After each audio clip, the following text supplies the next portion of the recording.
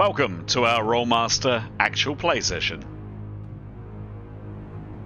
Twilight of the Old Order is a campaign set in the world of Duyranaki, the continent of men. In this gritty, cutthroat world, politics, religion, and commerce are all intertwined and reign supreme. Characters need to be both smart and ruthless to survive. We hope you enjoy our story, and, as always, may the dice roll in your favor.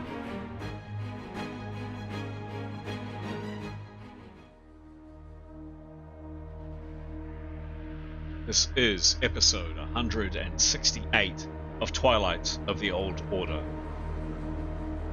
The Twilight Party, after recouping and recovering, have decided to seek out their foe, the leadership of the Committee for the New Age, and have taken a plunge into the unknown to do so.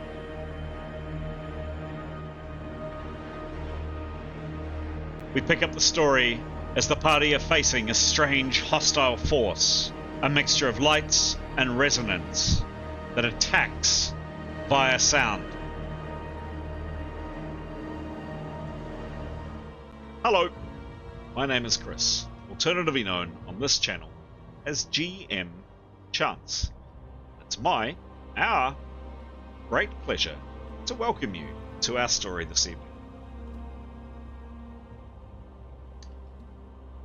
We are telling a tale called, as you can see up on screen, Twilight of the Old Order.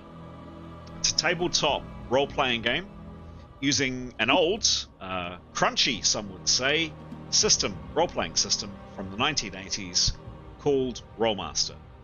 I've been playing Rolemaster since the 1980s and love it. To tell a good story, you need heroes. And those six faces, those six images up on screen are the heroes. Those are the player characters that will delight, entrance, and otherwise entertain you in our tale this evening. In a moment or so, we're going to hear from the players. We have four of our usual five players this evening who will talk a little bit about their character and also answer either one or two character development questions about that character. Before we do so, our genuine thank you to all of the people that follow us online, that subscribe, that comment, etc. Your comments, your enthusiasm are really appreciated. Definitely encourage more comments down below in the videos. We always love hearing what people think and what their opinions are of either the rules that we play. Do we play the same rules as you in Rolemaster? If you're an old Rolemaster fan, are some of our rules a bit different? What do you think of the characters? What do you think of the story? We really would love to hear it. So don't be shy. We're a friendly bunch. Please jump on your keyboard and pop a couple of lines down below. In terms of others that perhaps might have stumbled across this video in their YouTube feed for the first time, or maybe you've watched a couple of these, and if you're enjoying it, you're getting something out of it, we really would encourage a couple of seconds from you clicking the button down below to subscribe. Every YouTuber, every single YouTube channel says this, but it's absolutely true.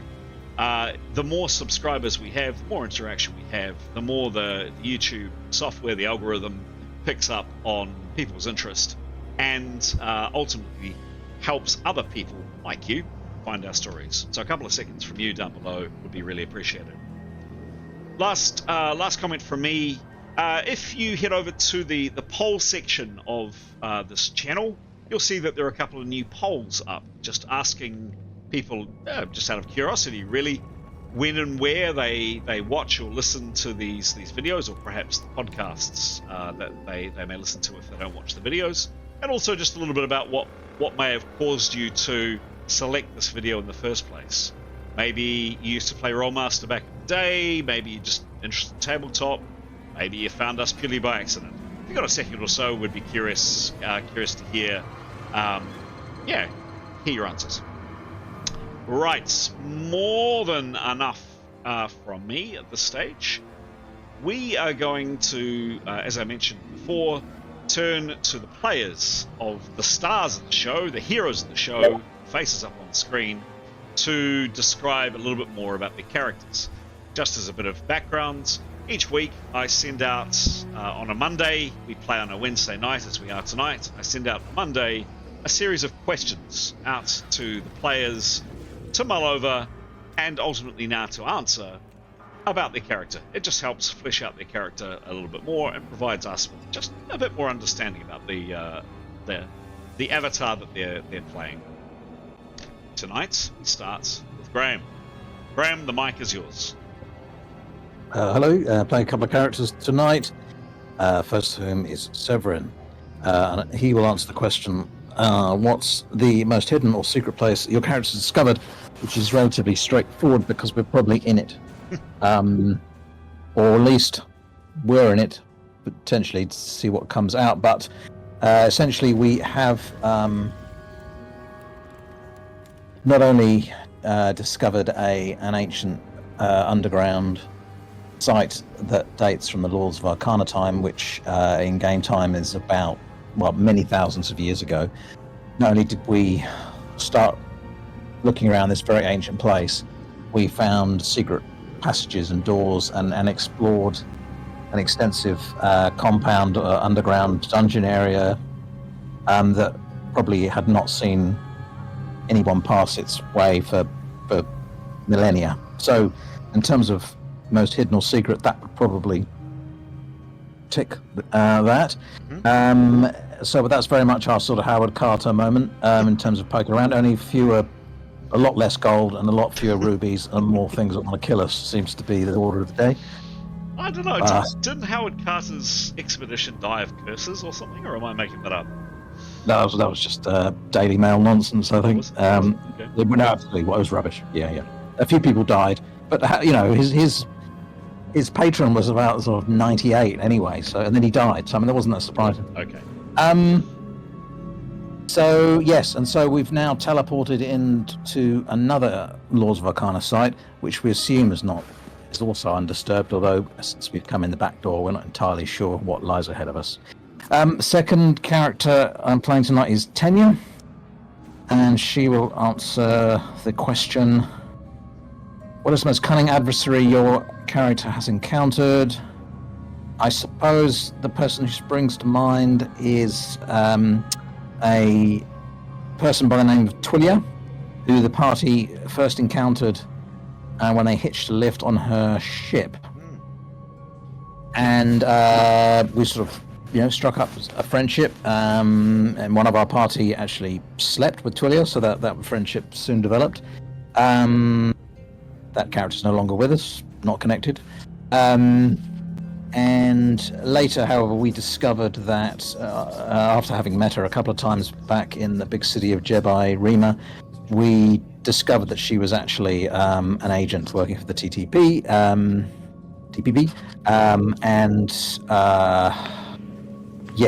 so we had to sort of play along that we no longer knew that she was actually an agent, and she had very kindly invited us to lunch.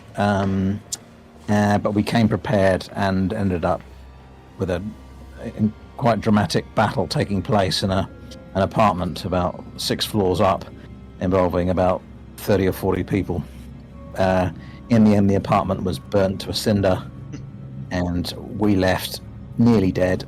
She didn't leave because she was dead. But let me pass on to Anthony. Just before you do, can you remember the name of her ship? No. The Ruffled Pigeon. Of course. Yes, it was. Yes.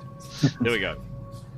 And of course, that was, I should have mentioned in the intro, we've been playing for a long time in this game, and that was one of the many sessions that we played before we switched on the camera.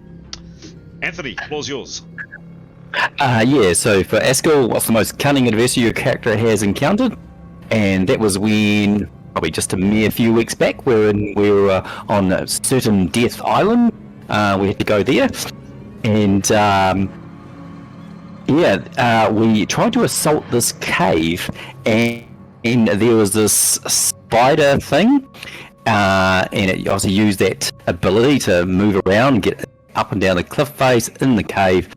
Then the damn thing also used to leak globules of killing acid, which managed to wipe out a few of us. So, I thought it was really cunning. It just used those abilities to its best benefit, and we got our asses reasonably well kicked in that event. It was that was on camera. So if you haven't seen those episodes, encourage people to go back and have a look. It was a tricky one. It was one of the tougher encounters I think you had. I still think you could have got there, but it was tricky, and ultimately your characters decided, I think wisely, to beat a retreat. Yes, well, Askell was out unconscious within, I think, 2 rounds or something, and that was where we fortunately lost Chaos temporarily. But great damage taken across the party. Yeah. Excellent. Cool. All right, let's hear from Pete. Oh, thank you. So I'll be playing 2 characters tonight. First is Nicholas, and the question for him is, what's the most intriguing historical event your character has learned about? So I'll take a little bit from the other game that some of us play in, which is the Ain't No Place for a Hero. And I believe on Jewel Island, the hero, we shared knowledge between the 2 parties of our sort of respective sort of quests.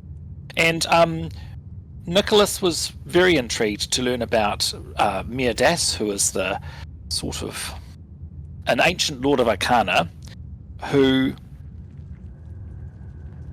advocated for sort of ending the old gods, I believe.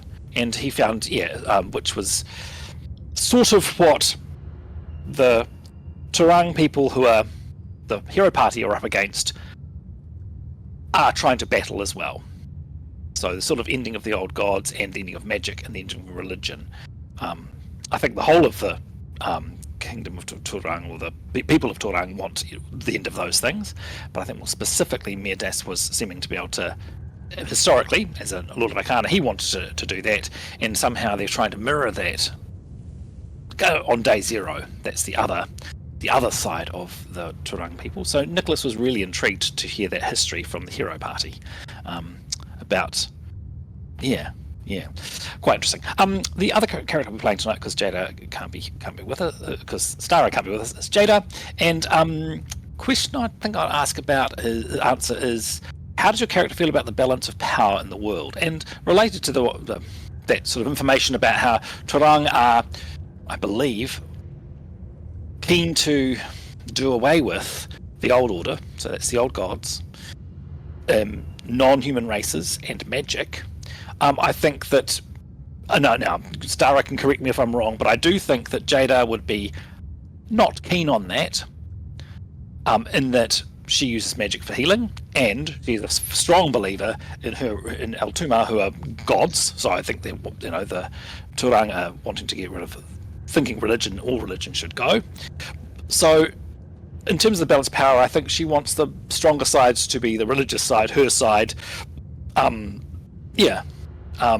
Doesn't want Turang to win from that perspective. I'm not sure if she's dwelt on that sort of information that we've had about Turang, but I imagine that would be her thoughts on that. Excellent.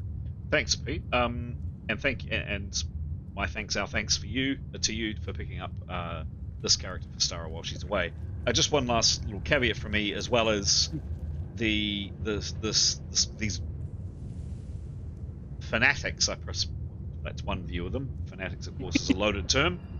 These believers of a utopian, or belief in a utopian world where there isn't religion or magic or non-human races. The other thing that they dislike is monarchy as well. So they are absolutely, they claim to be a meritocracy. And of course, as part of the Altuma faith that Jada believes in, the emperor of the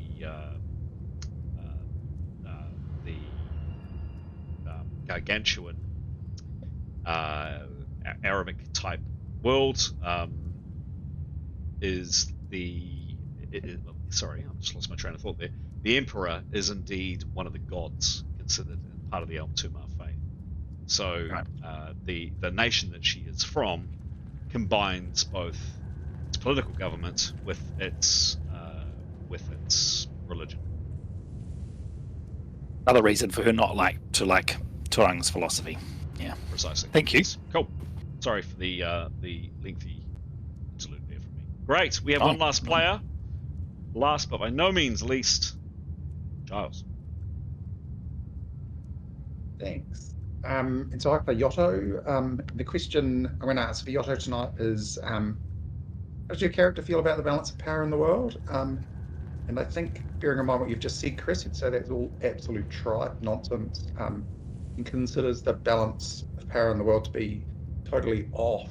And he's pretty unhappy about that because he sees Turang, and particularly the Committee for the New Age, as carrying far too much power that stretches way beyond their natural home, and that is being just ideologically unacceptable. And he thinks all of the fancy words are tosh, basically. They just want to control stuff.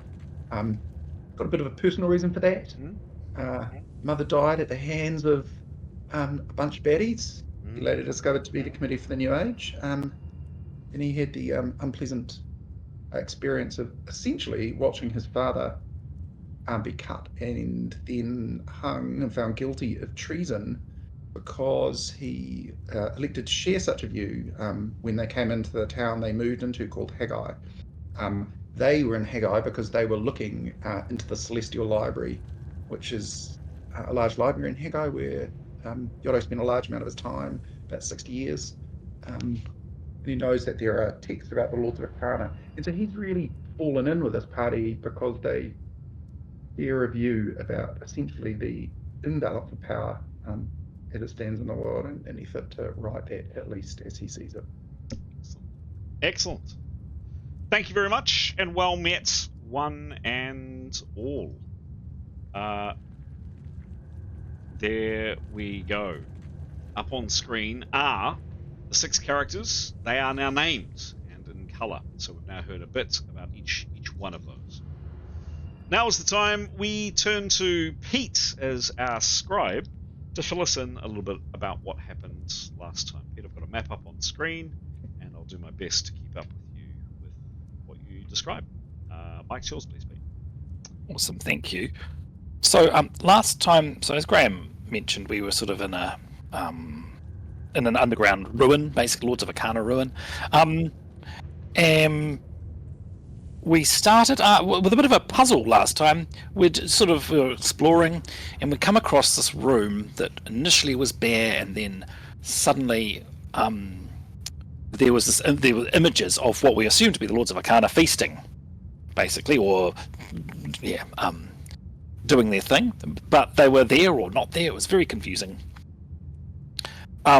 We decided we'd just make a go of it. We wanted to get through this room to the large doors, so we did that, and they seemed to take no notice of us. You know, they might have they noticed us a bit, but they weren't concerned. They didn't attack us. They were, they could see us, but no action taken. Before that, I think also we tried. Nicholas and Askell tried casting a couple of spells. I can't remember exactly what they were, but they just didn't work. So there was something going on with magic there. We made our way through the large doors. There they all the ghostly Lords of Arcana, we assume. We made it through the large doors at the end of that sort of dining hall thing. And we were no sooner were sort of within the doors when a couple of things happened. I believe there's we noticed blue lights, some sort of these blue tendrily sort of lights, which in the previous ruin we had associated with some sorts of guardians. We call them recharging stations. We don't know actually what they are, but they seemed to be some sort of something to do with these eternal guardians, these sort of creatures protecting these ruins, and the other one. So we were on edge, but then a huge sort of sound washed down the corridor, and I think stunned several of us. So we were attacked, basically. It's like, okay, and there was something moving down the end. So we decided to scarper. We wanted a larger space, so we went back through, and through the doors we'd just come in, and backtracked our way down the corridor to sort of starting to much closer to the room we entered in. The people in the hall were still, the apparitions were still there. They seemed to take a bit more notice of us, but we sort of made our way pretty quickly out of that area. So yeah, we then sort of had this sort of running battle from this creature that you can see on screen. There we are. This really odd entity. Not sure what it is, but it's the best of our ability to sort of figure it's made out of sound, I think, was what we were coming to. Yeah, really cool. Not sure. But it seemed to move reasonably slowly, but it could do very long-ranged attack that would stun us. And just as we were retreating, I think Tanya shot at it with a normal arrow, and when it was through in the big other room just before we retreated, and a little one broke off, sort of like, looks like a similar sort of thing, sort of a very small one broke off and sort of came ahead of it. We retreated more, and we sort of weren't really sure what we were doing because several of us were a bit stunned. We decided to hide around the corridor and to sort of try and attack it and the little one as they came through, and I think came down. And I think that Severin was able to make a successful attack on the little one, and it seemed to disappear on the first little one, which is really cool. Jada came up with an amazing idea of sort of us putting it together that it was sound that this thing attacked us with. She cast a still air spell, which made the air in a 18-foot diameter circle around her, sphere I suppose, around her, still. Hopefully, so no sound can be sort of entering into it, or no sort of sound waves would propagate in it. So that seemed to work. So next time it attacked using its sound barrage, people who were within the influence of Jada's spell were not stunned, which was really, really helpful. We retreated a bit more, sort of gathered, and I think that's when Severin killed the little one. Tanya did a fantastic shot near the end of the session. It was a really good shot, this time with a magical arrow. Seemed to have no effect on the big mummy one, but that did break off a second little one, which is there. And these, I think, we're not sure. The second little one seemed to have a different kind of attack that isn't based on sound. So we're not sure about that. And also it seemed that the large one could do a vacuum attack. So sucks the air out, and people who are in a particular radius can suffer a bit of a crit. So there seem to be 3 or 4 types of different attack that are aimed at us, so it's hard to know who's doing what and how to combat them, but at least Tanya's spell works on its main sort of sound wave one. Yotto was very keen to investigate some of the bronze statues that were in the room that we first arrived in, so he went off there looking for clues, looking for ways of switching them off. I mean, definitely a good line of investigation, because we didn't investigate these properly. So, and the other elementals we've encountered seem to have some sort of way of combating them. The thing Yotto was looking for, an alternative. I believe that's where we're up to. The only thing I think is that Nicholas was he'd just come out of stun, I believe, when he got stunned again. But I think that's where we're at. Excellent. Great job, as always, Pete. And I know I keep saying that each time we play, but it really is a great job by you to keep track of all of that. Where is Severin? It's curious. We need Severin. Excellent. Any questions from anybody? Anything that's not clear? Anything that we need to go over? 1 second. I have no idea where Severin's gone. Nicholas is there. Askel's there. Tanya's there. Severin was there at the end of the last session. Scan out a little bit. Nope. Okay. We are going to recreate Severin. Just 1 second. Do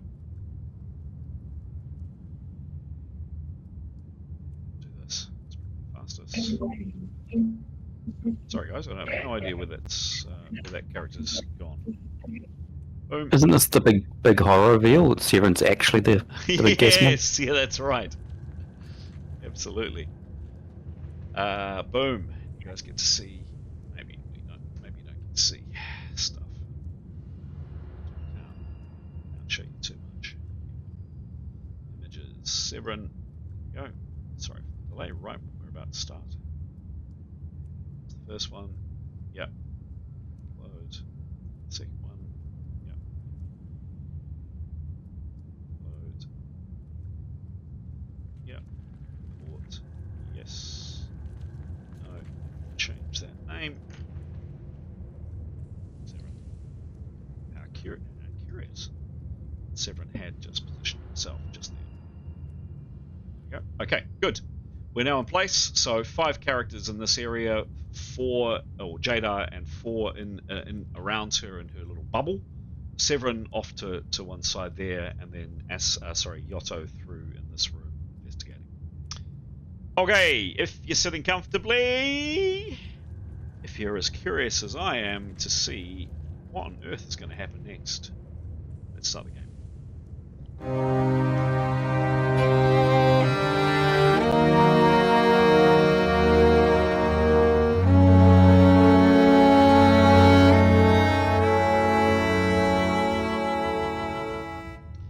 So this large creature had emitted some strange noises. They sound quite aggressive, almost like a wall of sound. And this is what they sound like. And they're very, you can kind of hear it there in the background. Everything from things smashing and breaking and kind of a rumbling noise and people talking and kind of swelling sounds and that's been constant since you first heard it, and often it kind of swells and rises and falls. As mentioned, this little one has just last round popped out, and we are going to go, speaking of rounds, we are going to go into rounds. I'm going to roll initiative. I'm going to go new encounter. I'm going to go roll initiative, rolling initiative, and we're off. And this one here is the one. Got to do that.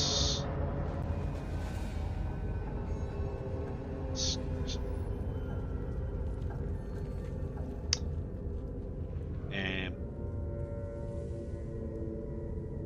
this critter here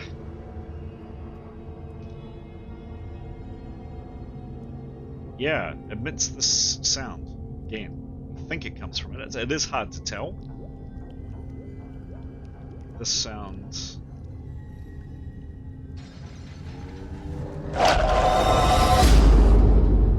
and it's gonna go for 1 is Jada, 2 is Nicholas, 3 is Tanya, 4 is Askel, Severin is around the corner.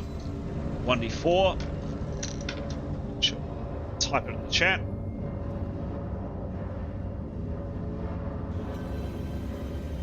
Exclamation mark R space D100. Oh no, D4. Here we go. 3. 1, 2, 3. It's going to go for Tanya.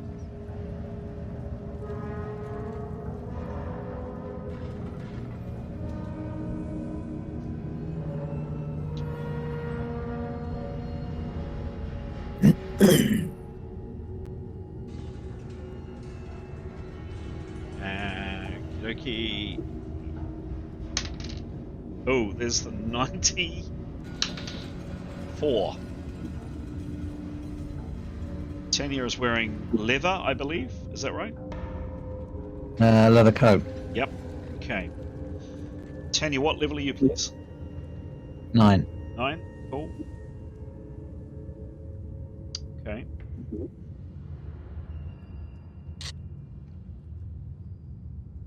Okay. Tanya, last time, all of you, please, hopefully, if you haven't done it or you haven't kept it to one side, can you please do so? Take all of your 3 magic resistance, either bonuses or minuses, add those 3 numbers together and divide by 3.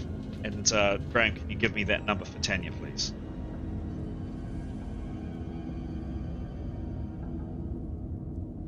30 foot away. 3. 3? Was that a 3, Graham? Plus 3. Plus 3. Cool. I will give her a little bit of cover. So there's a bit of rubble in between this critter and her. So minus 10 for that. You are static, however, which cancels that out. And I believe that is it. It is unaffected for its race. Tanya, you need to, do you want to hear what you need to make, or do you want to just roll? No, you may as well tell me. You got to beat an 80, please, Tanya. Oh, that's not very good news, is it? Not really. Did roll a... That's 82. 82! 82. That bodes well. No, I shouldn't jinx it, but that bodes well for tonight. Yay! Yay! Yay! Yay! Yay! Well done. Right. Well done. So this thing attempts to blast Tanya. Sounds like this. You hear it in your head, Tanya. There's intense pain, but you manage to say, "Not today, Satan," or whatever the equivalent is, and you shut it out. It does not affect you. Next.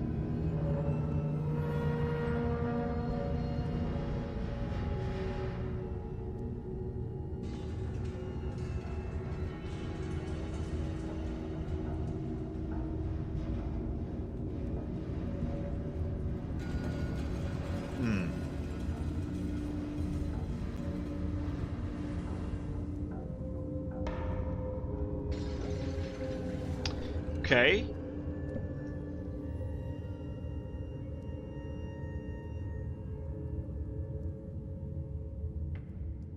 This critter here does the same thing. Exclamation mark. Space D. 4. 4 goes for Askell. It's right on top of you. Well, it's pretty close to Askell. There you go. It's there. Askell does have kind of some rubble in the way. Let's see. There's 0. There's the 5. What type of armor is Askell wearing, please? Leather, I believe. Yep, leather 80. Got it. Yep, leather's all I needed. Indeed. Yep. Okay.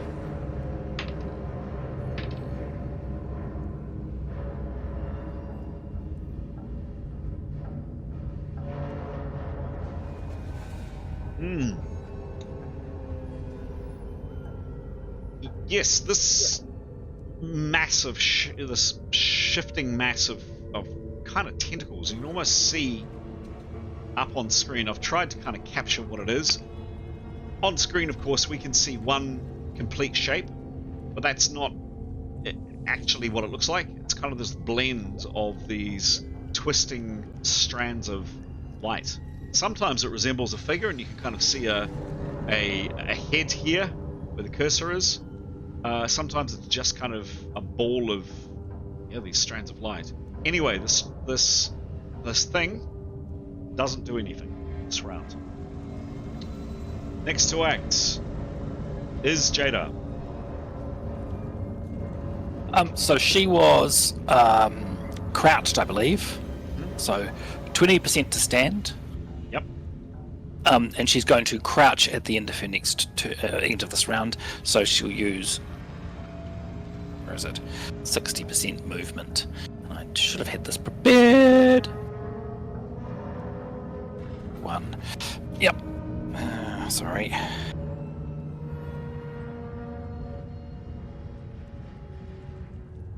Yep, she'll move. She will say, let's move back. And she will intend to move, but she will wait. Yeah, she will move with the rest of the party. Wait for the slowest person, sort of thing. But if they're too slow, she'll move faster. So can she just... opportunity action to see how far she moves, depending on how everyone else moves. But she's saying out loud, "Let's move back," basically. Okay, and where is she planning on going? Taking the easiest route with the rest of the party, so moving together. Taking the easiest route, path of least resistance, down into the big room. Okay. Yeah, however far 40 foot takes. So this here is you can see it on screen. It's quite tricky. Severin failed a maneuver to get over it. To come down this way, which is in full view of this critter here, is easier. I'd mentioned off screen, and I'd mentioned a couple of times when we played last time, to try less probably about Jadar and more maneuvers for others. Although I will ask for a maneuver from Jadar. A relatively easy one from her, because it's more relevant to the people around her to keep close. To move from here to here and then across a relatively flat surface, for you, Jadar, that would be a light maneuver. Can you tell me how far she would walk, please, or how far she would move based on your standing up and then you're doing other things, crouching? Yep, 43 foot. Can I see how far that is? And then if she needs to go further, she won't crouch down. So it depends where you go. So there is about, call it 10. So from there, she's got another 33. Another 33 would take her not far. Would take her from, what did I say? From about there to about there. Okay, thank you. She won't crouch down at the end of this one then, so I'll just recalculate that. 57 foot. So the 10 foot and then 47 foot is what she'd want to do. Okay.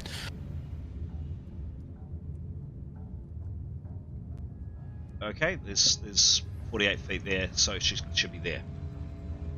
Cool, thank you. Mm-hmm. Okay, so to make all of her distance, she needs to roll a light maneuver. Now, it's less about you tripping and falling, although that is a possibility. It is more about you just simply not rolling great and her not making as much ground as she would like. Yep. And that will be the case. That will be the case for others. The maneuver roll will be harder because they're trying to hang on to her or to keep close to Jadar, as I understand it. And some at least are going over more tricky terrain. So less about I'm going to trip, fall, and break my neck, and more about I just don't have the distance to keep up with Jadar. That's what I was saying about the travel. So first and foremost, let's how to handle this. Do we want to do Jadar first and then see how others compare? Is that a good way to go? Yeah, but she would want to make the call if she makes all her movement. She'd still like to have the opportunity to not do all of her movement if she chose. Yes. Yeah. Or do it. Or do all of her movements. Yep, I'll give you that. Yeah, if that's all right. Yeah. That's great. Cool. Thank you. Okay. So rolling for her. It's a light maneuver for her. Give me a roll, please. Yeah, 78. Actually, sorry. I'm going to change it, and it's in your benefit. It'll be an easy maneuver for her. 78. Oh, thank you. 78. And what? She doesn't wear armor, so what's her agility, please? 18. 18. 96 is the grand result. 100%. So Jadar has moved to her full effect as mentioned, which I think we'd said, we'll measure it out finally, but I think we'd said was approximately there. Great. Yep. Thank you. And with the option of you deciding to either slow down for slower people or to do something else, you tell me at the end of the round. Next to act is Askell. Yep, Askell would like to retreat around. Where is he? Oh, yep. So away, obviously, from monster thing, as far as he can across the rubble. I would say straight ahead in my mind, but it's heading straight towards the main cavern. Got it. So are you attempting to stay with Jada, or are you going by yourself? No, I was going by myself. Okay, great. Fantastic. So a bit easier than that then, because you're not trying to grab onto somebody. I would say for you, Askell, can you play, and you are probably you are the character that's at the most precarious position. Can you please make a medium maneuver? Again, this is not an all or nothing. It's not like you fall down and necessarily, although you could break something. It's more just to see how far you go. Give me a roll, please. I got a 67. Yep, and his movement and armor.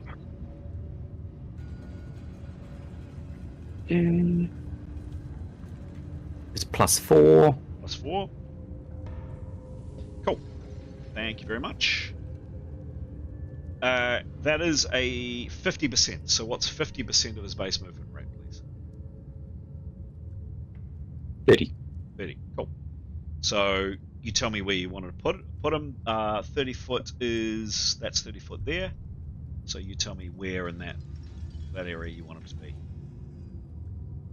Yeah, coming down off the rubble, so the left where it's sort of starting to flatten out. There? Yep. Okay. Cool. But not with Jada. Done. You go, Askell. Done. Next is Yoto. Yoto, you are back here doing some investigation. Can I ask Chris? He's already had 2 perception rolls from where he is. Looking left and right, but essentially what he wants to do is go and examine these statues. So he's aware that there have been, hidden switches and stuff on the walls. There must be ways to turn baddies off. And so that's what he wants to go have a look to see if he can find. Is there something that he can pull or prod? Okay, sure. So you're specifically looking for that. So if something like that exists, you get a bonus for doing so. Give me a roll, please. It's a master dice roll.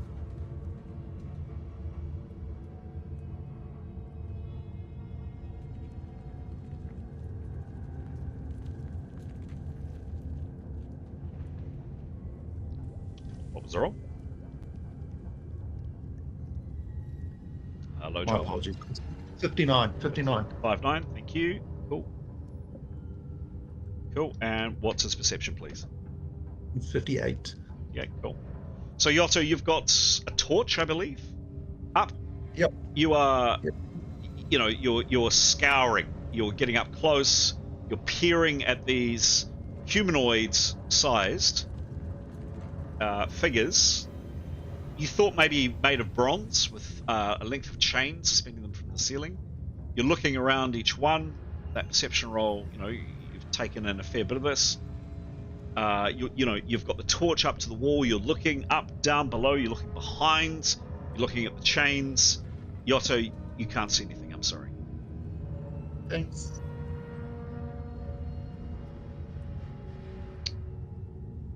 Next is Severin. Sorry, Chris. He'd end up in the far corner, not the near corner, I think. Okay. Or would he? I don't really know. Actually, it's probably more natural where you put him. Actually, I think you're probably right. Actually, not in his interest. Severin, you had just nipped around the corner last time. You're here. What are you doing? So, would it be easier for him to move along the wall? Yes. He'll move along the wall. Cool. So that is... he doesn't need to stay. He's obviously got his thingy, his totem on. And it lasts for 6 rounds, I believe, and he used the first round when? A couple of rounds ago, I think. And then he wants to move along the wall and as far as he can. Cool. Towards the main chamber. Sure. So, a light maneuver for you, please, Severin. Oh, 85. Good roll. What's his moving in armor? A small negative, I believe. 55. Oh, sorry. Yeah. Minus 10. No, hang on. Yeah, 10. Still not a bad roll. 90%. So, what's 90% of how far he can move, please? That's about 50 foot. So, call it there. Yeah, I mean, once he's that's fine. And that's all his round done. Yes, 100%. Yep. If he was a few feet short, could he turn around? Sure, he can turn around. Sure. Yep. Yeah. Yep. Now he's now on firm terrain. Askell is now on firm terrain. No need for maneuver rolls. You've come off this bit of rubble. You guys have a lot of trouble with rubble. You're on firm ground. No need for a maneuver roll in the future. Next to act is Nicholas. Nicholas, you're stunned. He is, and he'd like to say, "Oh, I'm stunned," or whatever our equivalent for communicating there is. And he'd like to move so he can move 50%. Correct. Can I ask, can he run? No. That's no, cool. definitely not. No. Yep, cool. He would like to move. Use his full amount of movement. If anyone is to offer him. Sorry, he'll be sort of saying, "I'm stunned, please help." If anyone helps him move, he'll accept that help. But so maneuver for him, please. Yep. So get down for him, the same as Jadar, an easy maneuver. Yep. He's on reasonably firm terrain. Give me a roll, please. Cool. 53. Okay, and what's his agility? Doesn't wear armor. 14. Yep. 100%, so half of what he can normally move, please. So he can move 30 foot, please. Okay, so 30 foot would put him there. Yep, please. Okay. And cool. It's done. Thank you. Unless anybody else intervenes. Very good. Tanya. So where's Jada? Yeah, but she is in the process of moving with you. Oh, right, got you. I was going to say. So Tanya will move with Jada. Sure. Or actually, having said that, if she's seen I guess she'd move up to the other two. Okay. Yeah. If she can make it that far, she'll go to the Askell and Nicholas. Yep. Actually, sorry, Pete, too late. Pete, you got a freebie. I had thought for a second that you're moving by yourself. Of course, you're moving with Jadar, so actually it would be harder for you. It would be a light, and I'll ask for a light maneuver from Tanya to move with Jadar. So I haven't moved Jadar's counter yet, but Jadar is moving with you, Tanya. Give me a light maneuver, please. 62. Cool, and she does wear armor. What's her skill in leather? Plus 22. Oh, okay. She's absolutely fine. She can move to her full, which is how much, please? Well, she'll move with Jada. Obviously, if Jada doesn't make that far, then she won't. But a full would be 60, I think. Okay. Feet. But she'll see how Jada goes. Cool. So on the subject of how far Jada goes, how far does Jada go? She would like to. So she went even further than the rest, I believe. She went. Yeah, she can. So yep. Yeah. If she can judge, she would like to be 9 foot behind Nicholas. Give you that. Yep. And Tanya, you could position yourself kind of anywhere in Oh, to Tanya, to Jada's left, please. Here we go. That is the end of the round. Rolling initiative for next round.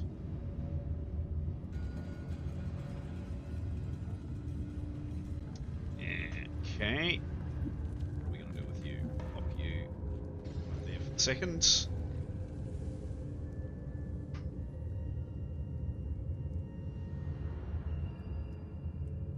So this thing doesn't walk, it just kind of floats.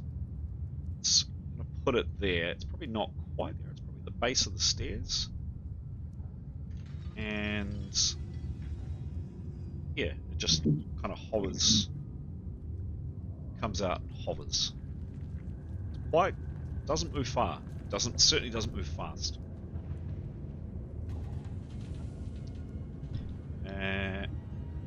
The smaller one comes around the corner, and again, it's on the ground there. It's actually not.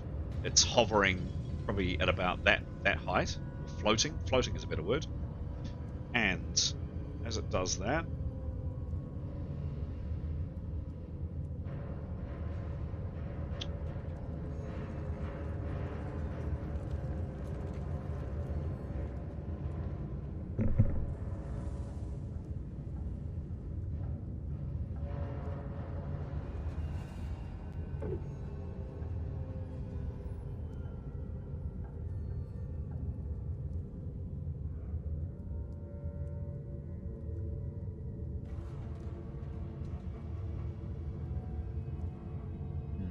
interesting.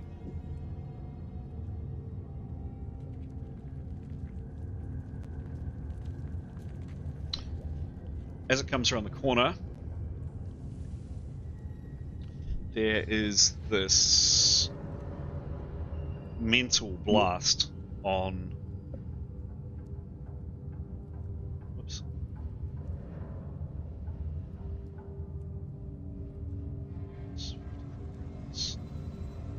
Let's have a look.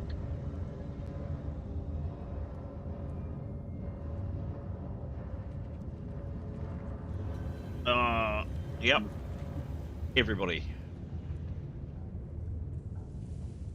Severin and all of these characters. Let's see how it goes. Okay.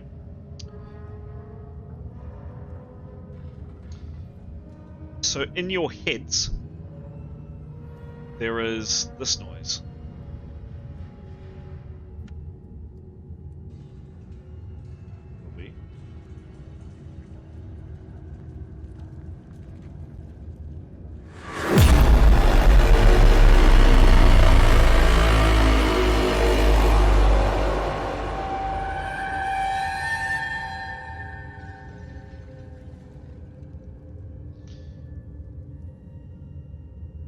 Hits here, all of these characters are immune.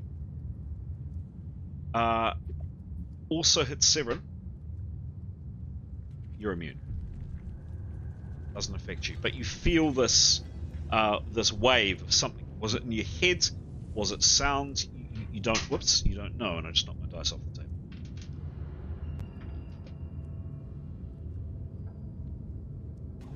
Next. Jada.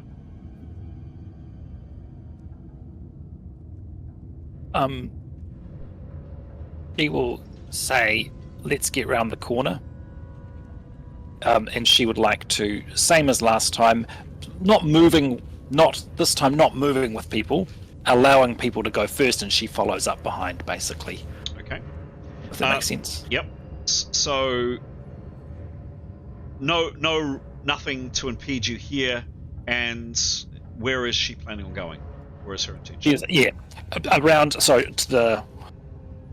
I have to do this. The right-hand corner. So around the corner where Severin is. Yeah, depending on the terrain. Mm-hmm. Okay, so the terrain is. Whoops. What was that? Yeah, cool. Yep. So like to get around the corner, and yeah, she'll wait until everyone else has sort of gone first. She realizes she's in the best place to position herself, or yeah. But let's get around the corner. So what is her maximum? How far can she move? 71 foot, I believe. Okay, that's quite a lot. That's so easily around the corner. Yep, she gets it there. And Okay, that's up. thank you. Yep. No need for a maneuver. Great. Next is Severin. Yeah, he'll go around the corner as well, and position himself, I guess, against the wall on the corner, so he's out of sight of the two nasties. But yeah. Okay. Yeah. Okay, great. Next is Askell. Yep. He's moving. Gosh, yes, straight ahead. Okay. So go where? And what's his? And how far can he move? So he can move 60 normally. Okay. So that's 60 to there. Is that where he's going? He will hang a right to 7. So yep, just around the corner. Cool. Yep. Done. And next, Yotto. Done some more investigation over here. What are you doing? In for a penny, in for a pound. He's going to try, pulling and pushing one of these statues. He's going to see if he can take it off the wall. See if any of this makes a difference. Okay, sure. You start pulling it. Dust and filth and grime from goodness knows how many centuries kind of comes down. You're now covered in this filth. Yotto, the chain. I won't look up a chain noise, but there's this kind of creaking and groaning from the chain. Doesn't seem to want to move. Does swing a bit, but it doesn't. Nothing happens when you pull the chain other than this dust coming down. Got any movement left? That's pretty much it, I'm afraid. That is it. Nicholas, you are unstunned. He would like to do. He's got a maximum movement of 60. He'd like to use that to get around the corner, please, next to Severin and Askell, if possible. Yep. Thank you. And Tanya?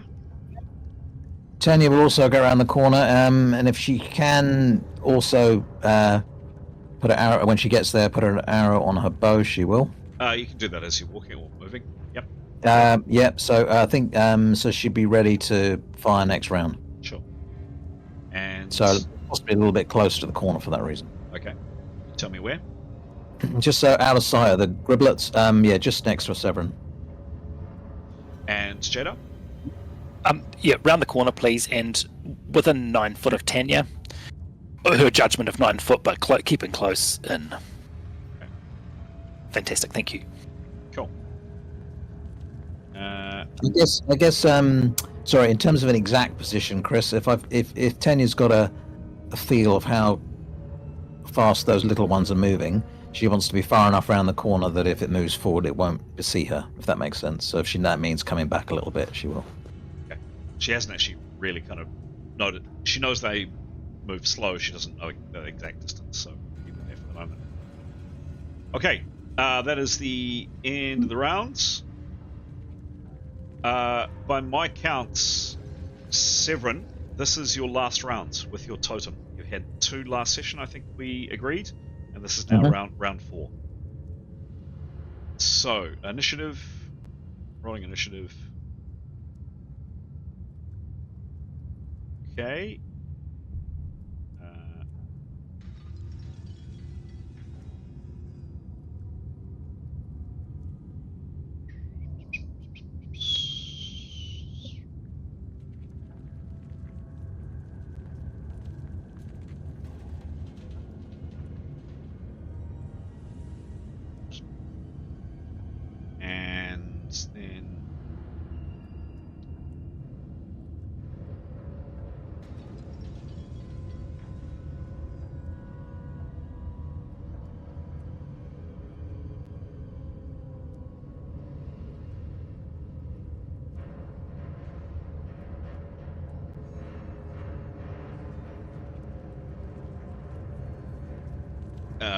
You of course didn't. I probably should have done that off screen. Never mind.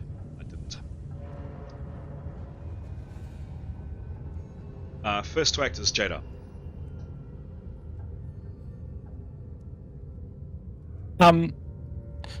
She will ask the group, are we standing and fighting? Or, okay, cool. Or do we draw it in and outrun it? I think Tanya's definitely going to shoot it, or the small one. And I think Severin may.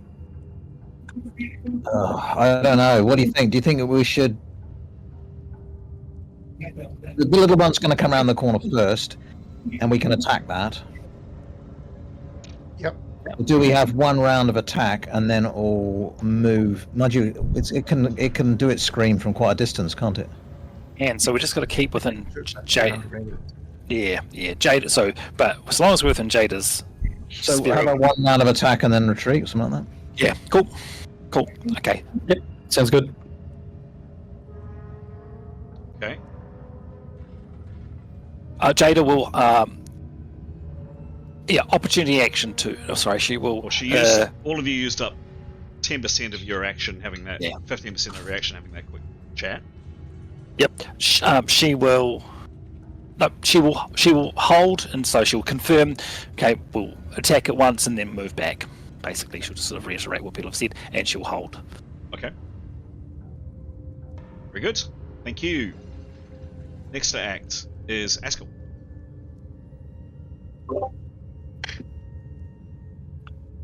He will just stay there. Okay. Yep. Yotto. So Yotto's starting to feel a bit lonely. So he might run over to his buddies. How far away are they? Okay, cool. What's the distance? Oh yeah, Yep. sorry. 135 foot. And running doubles his distance, doesn't it? You can increase your pace by 2. So walking is times 1, jogging is 1.5, running is times 2. So arguably this round, I'll give you the fact that the idea is that you're speeding up as you run. You would be able to double your movement pace this round. Okay, well, he wants to run over to his buddies. Yep. Okay. It's 130. 134. Due to popular demand, I typically don't ask for maneuver rolls. They can get pretty tedious. However, I do like to use them when they make the game interesting, and I think, Yotto, you have a challenge in front of you, which is not a huge amount of uneven surface, but you can see there on screen quite a lot of downs, stuff from the ceiling. So I'm going to ask for you, Yotto, not a particularly challenging one, an easy maneuver, please.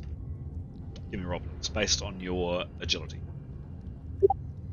Yeah, crap. 2. 2. That is a failure. Roll again. He's used to dying in these places. 71. It's a big number down. Modified by his agility, please. 13. Okay. 56, negative 50, 56. So Yotto, you make 10% of what he would normally do. How far can he run in a round? 150. Okay. So 15. 15 feet. Yep. So basically, in my head, the way I see it is, Yotto, you've just been yanking on this bronze figure. Maybe as you turn to go, it catches on part of your clothing. You get totally tangled up in it. You stumble to one side, you stumble to the other side, and you basically just make 2 or 3 quite ungainly, quite uncomfortable steps, and you get to here. It's even got a dancing skill. That sucks. It does. All right, thanks, Chris. Cool. Next up is Severin. Can he cancel his totem and reactivate it? What does it say about use per day? I thought it was a limited use per day. 3 times a day. Oh, 3 times a day? 3 times a day? Hmm. Cool. Can he he wants to actually cancel it? Well, he wants to reactivate it, essentially. Right. So cancelling a spell or cancelling an incantation costs you a round. So he would sacrifice a round doing that. Not much point doing that then. But what I'm saying is he can't cast it again until it's cancelled, or can he just cast it again? Sorry, better. Yes, I understand what you're saying. No, it needs to run its course, and then you recast. Okay. In that case, he will do. Can he delay his action to the end? Because he's kind of keen to see what Tenya's going to see. Yep. Again, with opportunity action, you need to give me a trigger. Yeah, when X happens, I want to do Y. So tell me what X is. So depending on what Tenya indicates in terms of how far it's away, he may, if it's very close, he might dare an attack and then come back. Otherwise, he will do he will prepare strength, adrenal strength. Okay. So based on Tanya's description, he will he will act. Thank you. Cool, got it. Nicholas. He's holding poo. Oh, he'll prepare. Okay, cool. Yep. Right. That is the end of the round.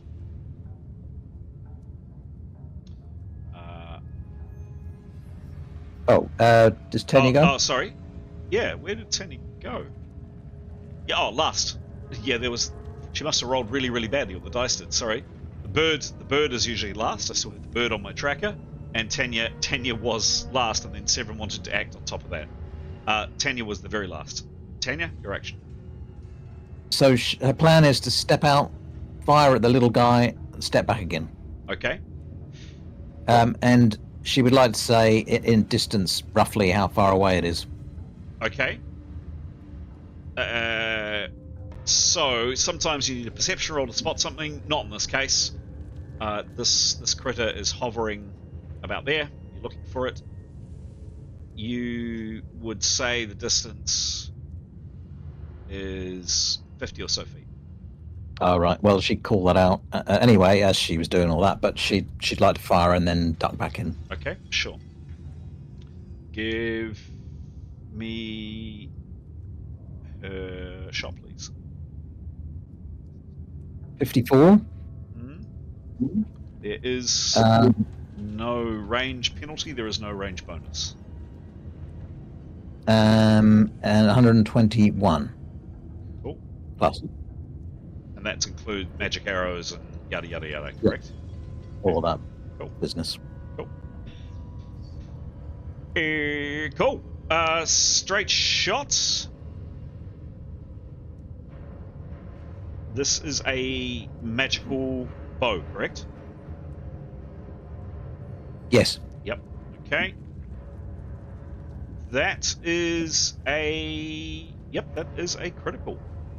A C critical. 11 in a C. Roll the C, please. Oh, sorry. What was the roll? It was a 50 something. I'm incorrect. Put that in. I'm sorry. 54, is it? Yep. I think that's it. Yeah. Yep. 10 in a B. Beg my pardon. 10 in a B. Roll the B, please. Right. B. Come on, Tanya. Make it a good one. 93? 93.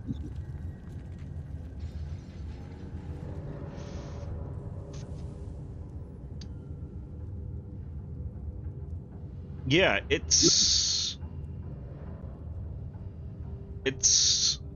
kind of shudders. You've definitely hit it pretty hard.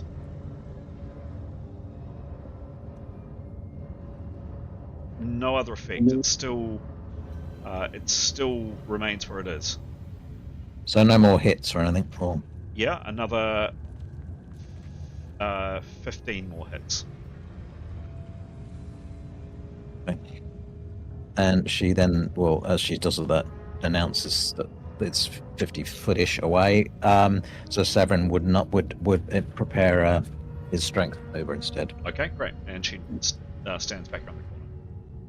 Yep. Okay, great. Anybody else acting at the end of the rounds? Or, Other than reloading, although that'd be next round, wouldn't it? no, not for such a short distance. She's taken minimal movement. She's moved 8 foot. Okay. So no. Well, if she can, Yep. I would reload. Yeah. I'd say she's 50% of the way. So she's fired for a round, 50% action, and reloaded for 50%. Cool. End of the round. No one else was doing anything. Going once, going twice, gone. Cool. Rolling initiative.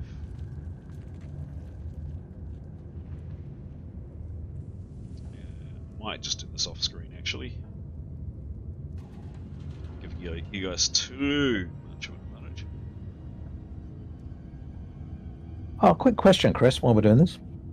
Could you just let me Yep. do this?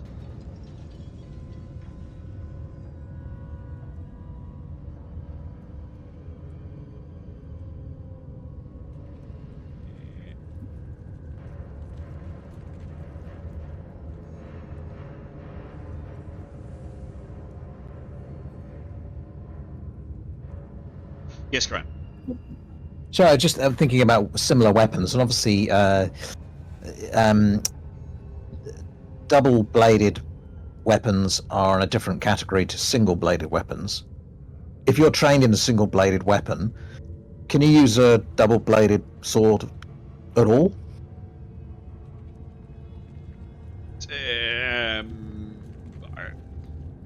What? Switching from what sword to what sword? Well, for instance, if Haskell used Severin's other broadsword, what would that equate to? So broadsword, a cutlass, which is Haskell's main weapon, is a short weapon. It is quite different in size. It's used for much smaller spaces. I would say that would be a quarter skill. All right, well, it's better than nothing. And what about a short sword? Compared to A cutlass. half. They're the same. They're effectively the same weapon in terms of the size and how they're used. Okay. Okay. Thank you. No problem. All right. Initiative. Rolling initiative. We're off.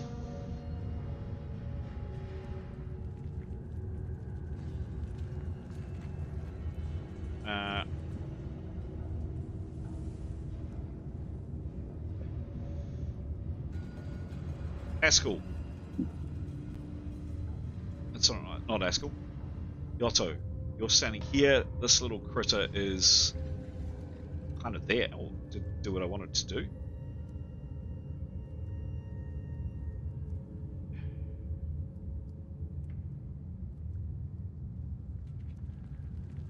Wants to go give Jadar a cuddle. He does. 9-foot cuddle. 9-foot cuddle. There is a noise in your head.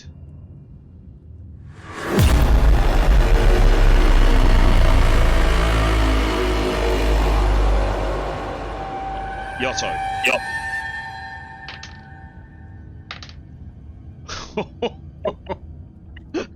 I'm doing old school at home, and I'm using this little red dice, and it nearly rolled a 7. It actually just at the last second rolled an 8. Lucky. Sorry. What did I say? It rolled an 8. Sorry, it rolled a 3. That's what I meant to say. I was wondering where the luck was. Yep. Yeah, I realised that.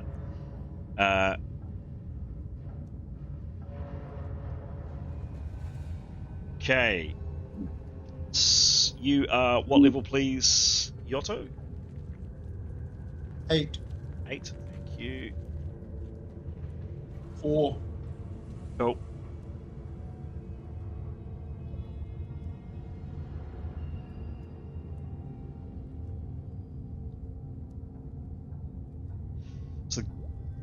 good news, Yosso. Do you want to know what you have to beat? Or do you want to just roll it? No, I want to know. You got to beat a 17. Well, I've been rolling, bro. That's...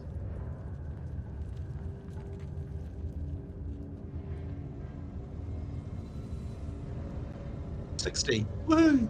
16? 1-6? No, 6-0. 6-0. Like 7, whoever it was, no, like Tanya, not that you saw it a few moments ago, you psych yourself into it, and even though there is this pain in your head, Yotto,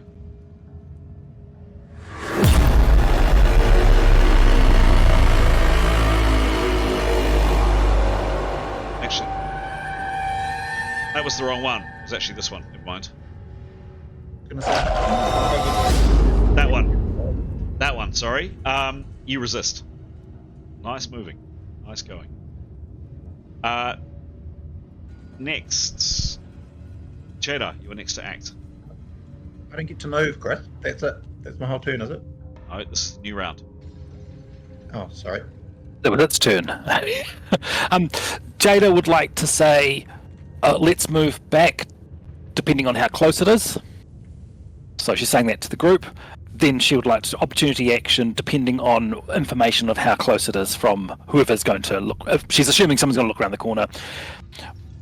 If it's close, she wants to move back. Or if someone says move as well. It's a lot. Does that make sense? No, I want to get a clear trigger. She does. So an opportunity action needs to be based around a reaction of one thing. What's the one thing, please? Her getting an indication that she should move back. Okay, so she's holding her action until that happens. Yep.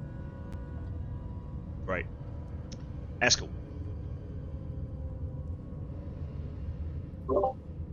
Yeah, Esker would like to. Where's Nicholas? Right there. Is that right behind Esker? Yep. Right there. Oh, yeah. Reach out. Esker would like to spin around to Nicholas and to say, can I have your spear sword? Short sword. Not spare, but it's his precious short sword. Nicholas will indicate it. No, he's had it in his sheath, so he'll indicate that Askell's welcome to draw it. Or Nicholas will draw it and hand it to him, whatever's best. Askell can just take it. Yep. If Nicholas is standing still, Askell can take it for 20%. Cool. Yep. So Askell will have to sheath his cutlass and then grab that. So 20%. You've got 60% left to act. You now have a short sword in your hand. Yep. He'll just snarl aggressively. Snarl aggressively. Excellent. Yotto. Stumbled last round. What's he doing now? Jada cuddling time. Jada cuddling time. Okay. He's going to run. How far away are they now, Chris? 13 foot away from what you last wanted to do, which was 116 foot. So just so I understand the technical elements of this, so he can jog that distance. Doesn't make it easier to jog it as opposed to run it? Yes. So he'll jog it. He can get there. Yeah, I mean, I'd probably say for a jog, you're not. Yeah, you could get there in one round without a maneuver. Excellent. He'll jog over, and he's seen how safe everybody else is. He wants to make sure he's in the safe bubble. And where does he go? Yep, that'll do. Yep, maybe, yep. So somewhere like that. And he gets 3 words, doesn't he? Does. So, and I think he'd say to the group, any magic weapons. Cool. Excellence. Thank you. 7. You prepare your totem is now out. You prepared strength last round. He knows exactly what Tanya's going to do next because he's fought alongside her a long time. So he will, if that's all right, delay his reaction until Tenya fires again.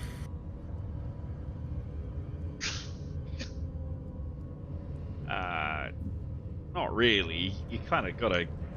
I mean, they're both your characters. You know what Tanya's going to do. Well, I think we all know what Tanya's going to do, don't we? No, she could do anything. I think a word from her. I mean, pretty impossible for you to do otherwise, Graham. But I think that is kind of saying, I know exactly what my companion's going to do. Is gaming it a little bit. Well, I guess when in doubt, what does Tenya do? Shoots an arrow. Yeah. Okay. Well, I mean, that's what she does. What does Severin do? Well, if he can, he'll delay his reaction because he would like her to shoot and then him attack. And he would like to know, so he would delay, let Tenya do her thing. If Tenya doesn't do that thing or she does something else, then fine, but then he'd attack. So to role play it, you shooting from Severin, nod from Tenya would be kind of enough. That's okay. Yeah. All right. Okay. Done. Nicholas.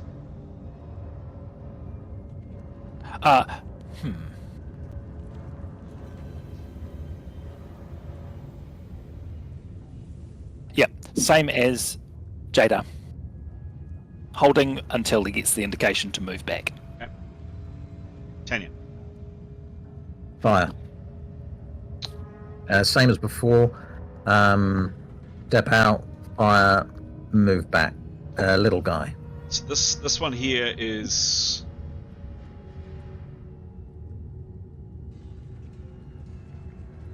Yeah, this creature is right. It's 20 foot around the corner, hovering in midair. The arrow, by the way, I meant to say last time, curiously got swallowed up by it. It didn't continue through it and hit the one behind it. It just seemed to get I meant to add that last round, last time. The arrow hit it and it just kind of disappeared into it. The arrow is gone, definitely gone. Okay, she steps around the corner and does the same. Give me a roll, please. Getting uncomfortably close. 6. I don't believe that's a fail with a longbow. Do you happen to know off the top of your head? I don't. Sorry. No. You're lucky. 1 to 5. Under 5. I don't feel that lucky, but yeah, okay. Plus 121. Okay.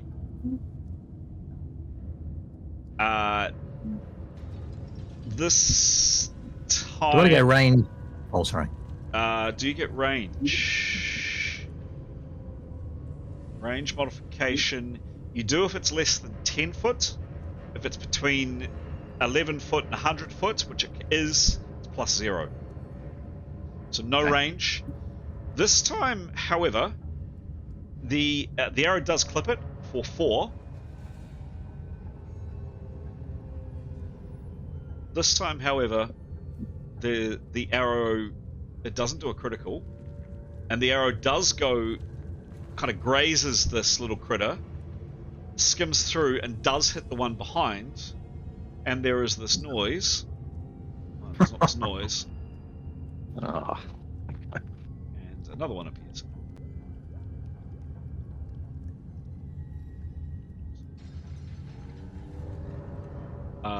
Identical height, and just appears off the side. Tanya, you just saw that as you step around the corner. Yeah, so she'll step back and explain how close. Yeah, like right almost on top of you. Yeah, that kind of thing. Cool. Yeah. So what's the remainder of her rounds? She's 5 for 50. I think she would move back a little bit if she can. If she can, and if she's got anything left, she'll move towards the pillar and slip in around the back of the pillar if possible. Yep. Give you that. Tell me where she'd move.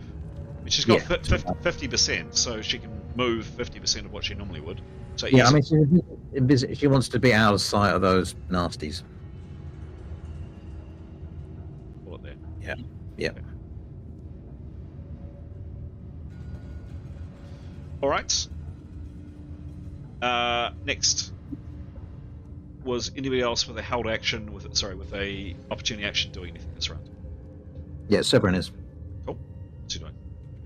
So can he attack and then do what a melee weapon? He can't do that. What as Tanya just did with a missile weapon. You can't do that. Can you do that with a melee weapon?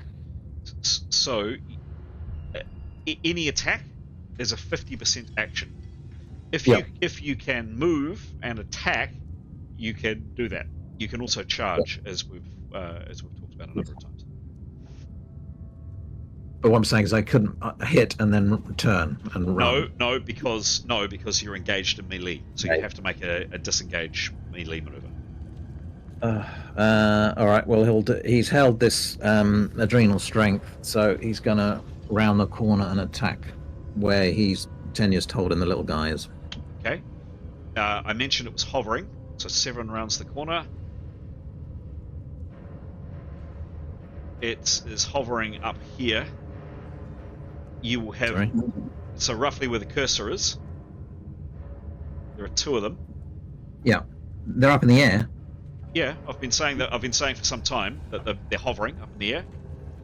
Oh, okay. I think Tanya might have mentioned that, but sorry, I didn't realise. I thought they were hovering over the. No. I've been saying for. Yep, I think I mentioned either last round or the round before. They're kind of hovering at the side. What I meant was they were going over the top of the rubble. I didn't realise they were still up in. They were actually that high up.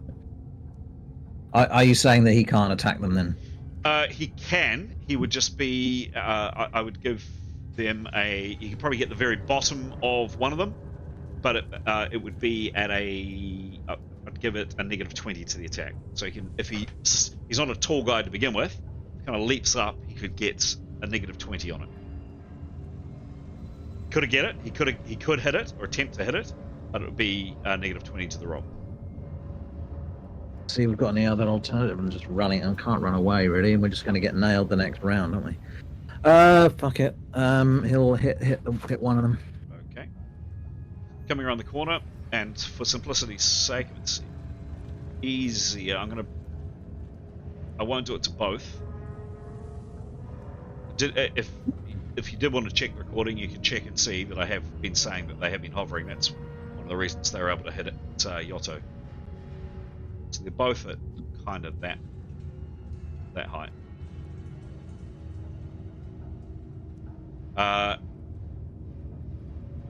Comes around the corner. It is, what is it? 20.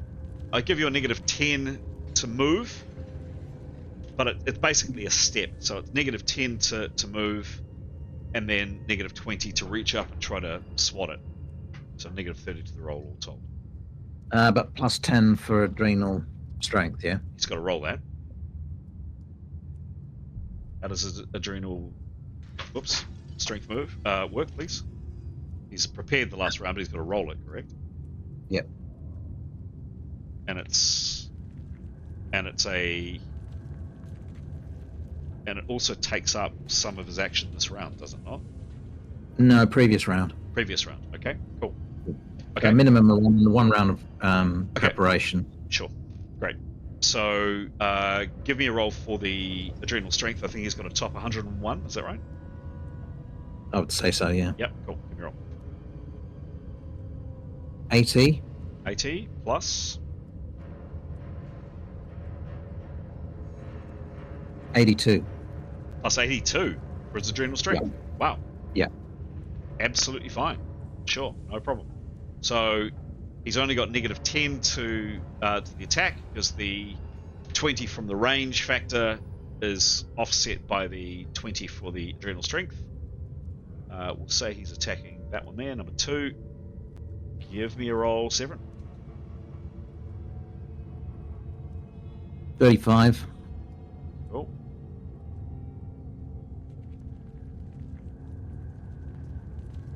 Plus 162. Got it. Wallop. 8 in a CK. Roll the C, please.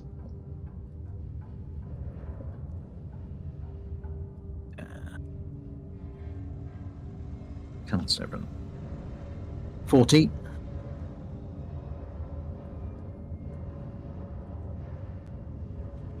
Another 9 hits. And an E? Yeah, that's it.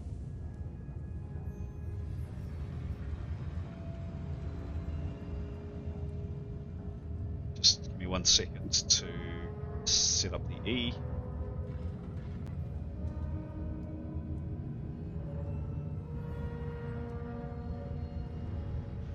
Okay, roll the E, please.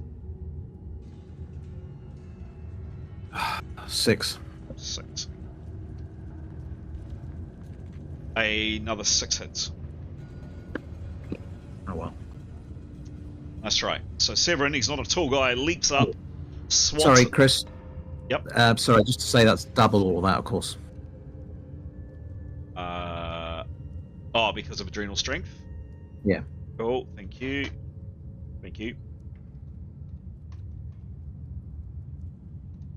It's helpful. Cool.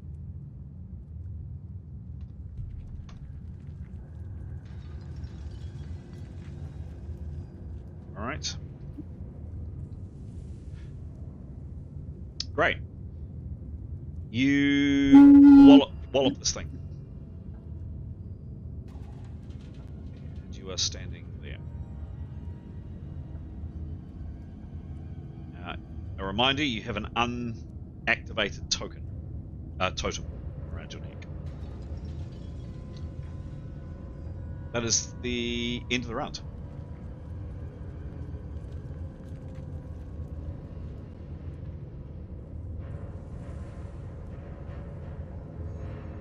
Rolling initiative.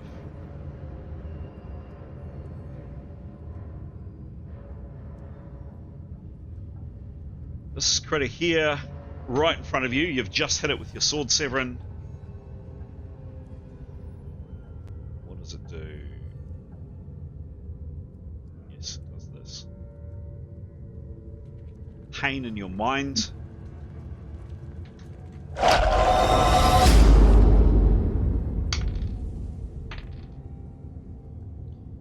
And Severin's wearing metal armor.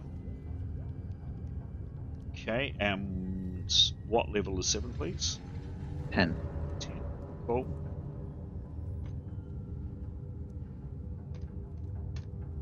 Okay, and the resistance, please, with the 3 together, the Arcana resistance is...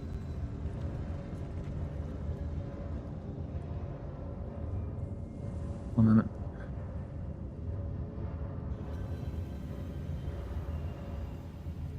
Plus 14. 14? That's good. Want to know what you have to beat? Yep. Got to beat a 46. 100. Oh my goodness! Oh What do I my get for that? goodness! Do I do a cartwheel or something?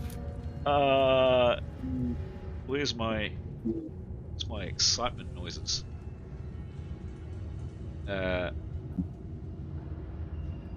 Skill success. Near death.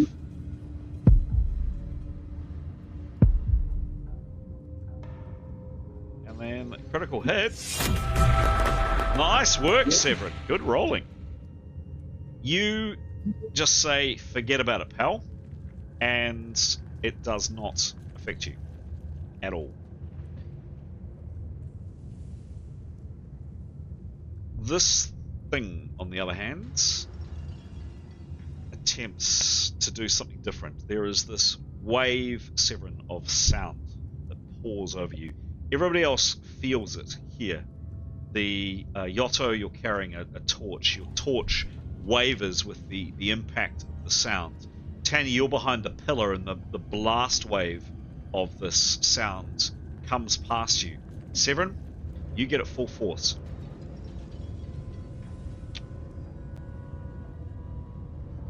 It sounds like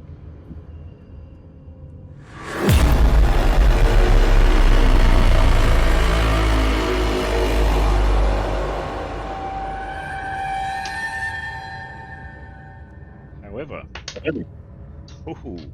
However,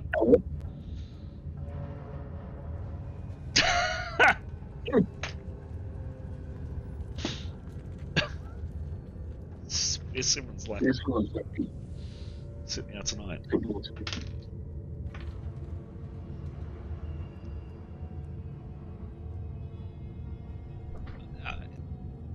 I overcooked it with my description. There is that noise. There is that wave of sounds, but it's just not very intense this time, and it kind of staggers you a little bit, Severin. But there's actually no need for a resistance roll. Amazingly, it just seemed to be ineffectual. But this really strange noise, this wall of noise comes over you, but you are unaffected. That's 2 attacks on you, Severin. Can you do the third? Here's the third. It again tries to... what does it do? Yeah, it tries to grab your mind.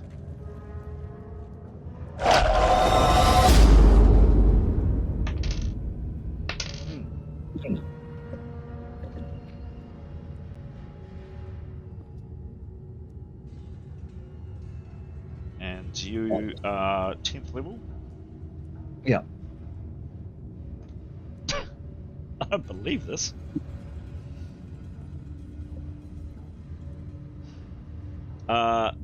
And you said 14? Yeah.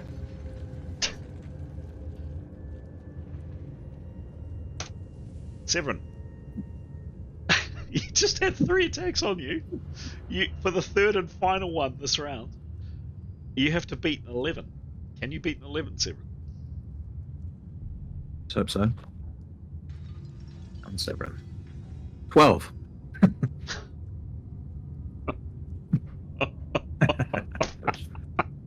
Yeah, that was lucky. Oh man, I'm sorry, I shouldn't laugh.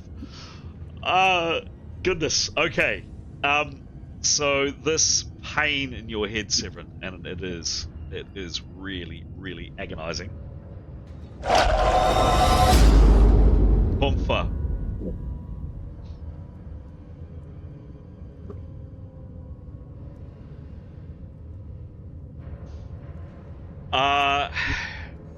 Can you please roll a D impact critical on yourself? Technically, it's rolling it on you, but M.E.R.P, please. Oh, I thought I'd avoided it. No, because you needed to roll. You said needed that to kind beat of it. Yeah, you needed to beat it. What am I talking about? Yeah. Yeah, you did beat it. What am I doing? Yeah. What am I doing? You beat it. Yeah. What am I doing? Sorry, I had just had a moment of brain fade there. That's amazing, Severin. That is amazing. You just had 3 attacks on you, and you beat all 3 of them. Sorry, I don't know what I did there. I just had a little mental fade. Well done, Severin. That is utterly tremendous work. I don't quite know how you survived that. Well done. And you beat by 1. Askell, you're of course completely oblivious to this, other than this quite strange sounds come around the corner. What do you do?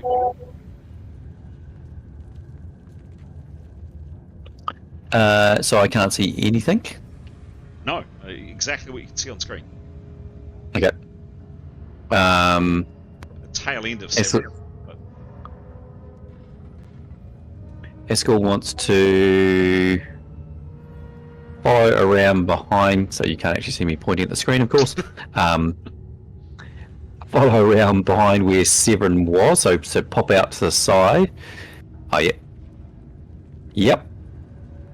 How far was that? It's about 15 feet, 10 feet? That's a bit further. Wow. It's there. Call it. Yeah, 30. 30, 30.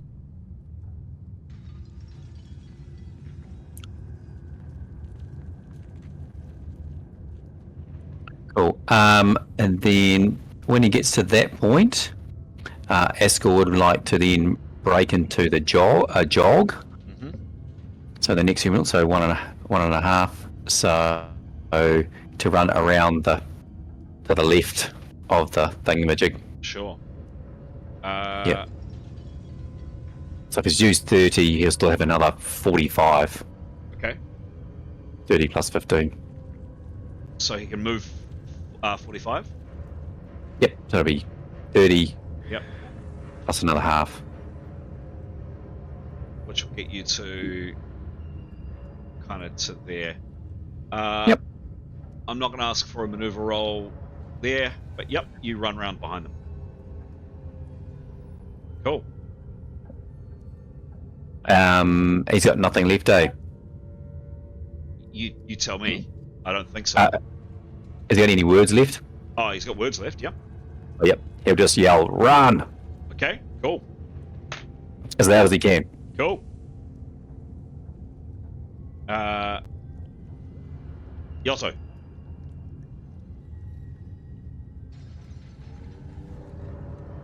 It's out of 5 meters.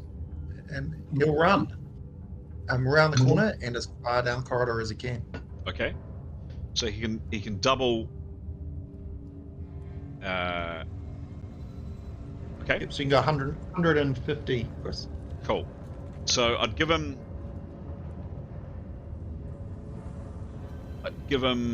What's that? 45 to there. Probably a pause, and give him 45 plus 55, and he can run 150. Is that right? Correct. Okay. So I'd say with a moment to kind of take in what's going on. He's come around the corner, pause for a second, as Askell did, which I think is fair. So I've ducked a little bit of time off. He can get another 50 foot down, which is to here. I would like a maneuver running a light maneuver running across, because by the speed you will be running across those tiles to get to there. M.E.R.P. Right, he wants to go right. He's going to go up the corridor, Chris, so he's not going to, it'll be a little further right. I mean, obviously it's not going to run over the hard rubble. That's what I'm doing. He's taking the easiest way possible. Yep. Give me a roll, please.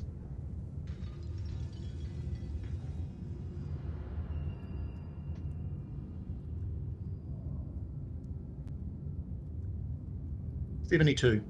72. Cool. What's his agility, please?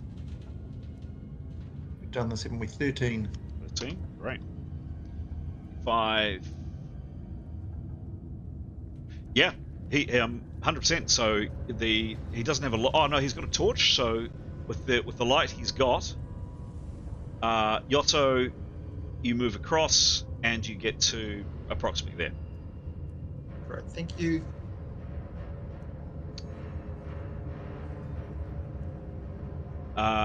Next actor is Jada. Ooh, she'll run too, please. She had a spell on her. Is it a concentration spell? The stop. Okay, so that. No, I will double check though. Sorry, I will double check. I'm pretty sure it's a duration of, I think, 1 minute per level, but I'm just gonna double check. No, not that one. Yeah, I think we checked that last time, didn't we? Yeah. Cool. If we're happy to say it's not, that's okay. I'm happy to move on. Okay, cool. So many spells. Yep. She would. I think it's 1 minute per level, so she's got 9 minutes. Okay. How much will you? Yep. She would like to run, please, as well. Same deal, I guess. So how far can she move at times double speed and around? She could move 140. So pretty much where Yotto is, minus 10 or so off, so that's 40 to there, and then another, call it, 50 to there, and then to there she will need a maneuver as well. So to get... I assume that... Sorry to interrupt. I assume that as she's running, she'll see Askell there. Yes? Yep. She'd like to stop 9 foot past him. So she won't run her full distance. Okay. Okay. And I was going to take some...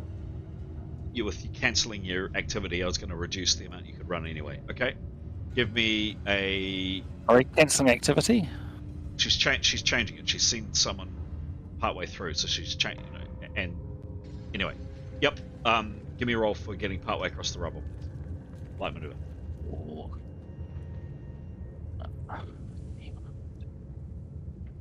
Oh, 17.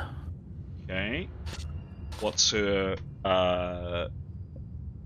agility thing? 18. Okay.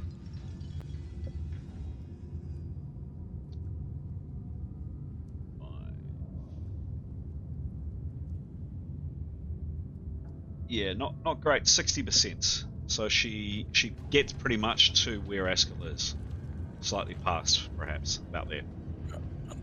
40. Cool. Thank you. Next actor is Nicholas. Same thing. He'd like to run, Mm-hmm. and if he'd like to end up 9 foot in front of Jada, if possible. Okay. Give me a... How far can he run, please? 120. 20, so a little bit behind. He's a bit slower. So Yep. that would be... I think we said that was about 40, 47 there. And about 50. So yeah, he can definitely catch up with Jada. You tell if he's kind of remaining around here, no need for a maneuver. If he's going a bit further, he will need a maneuver. No, he'll be happy to be just to Jada if needed, or actually just in front of Jada. Sorry, just Yep. Sorry, between Jada and Askell. So there. Happy to be there. Yep. Okay. Thanks. Okay, great. And next is Severin. Severin, you are in combat. What are you doing? And it's suddenly getting darker because the light, by the way, is leaving the area. I'm going to run. Okay, so 30% you need to disengage because you're in Can I combat. just one thing there, Chris. If I'm at a -10 to actually engage, do I need to actually, given this thing is not actually engaged with me, I had to engage with it every time I attack. Yep. Is there some consideration there for disengaging? Because obviously I'm not in a usual engagement. No. Ask for a disengage. Seems a bit. Yep, that's what we're doing.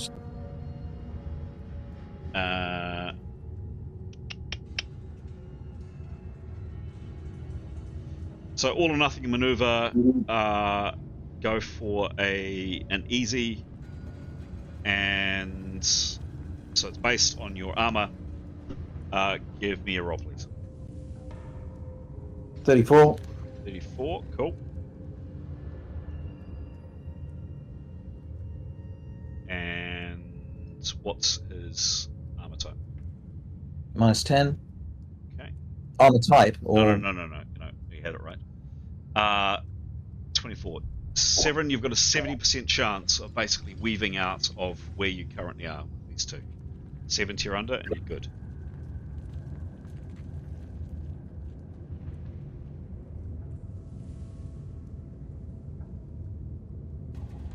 $77. 7, you stay where you are. Basically, they get in your way, or they move slightly, or they discombobulate you. And as far as you're concerned, they're in your zone. So they've now not hovering? Yeah, they're hovering. They're hovering around you, or kind of moving around you. Yeah, it's a bit rough, that. What do? You've got 70% left to act. I'll move. I can't move, is that what you're saying? Correct. Yep. Oh, it's the wrong feet in the mud trick.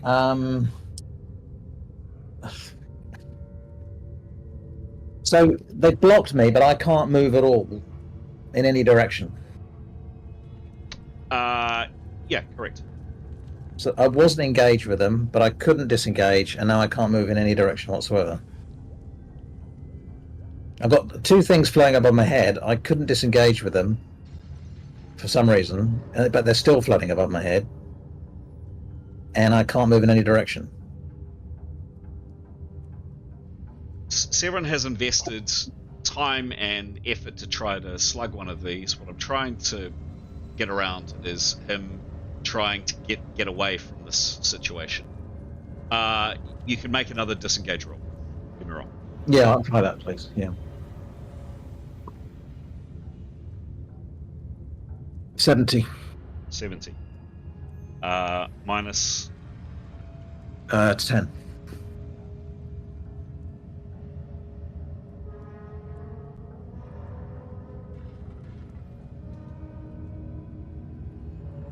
Success.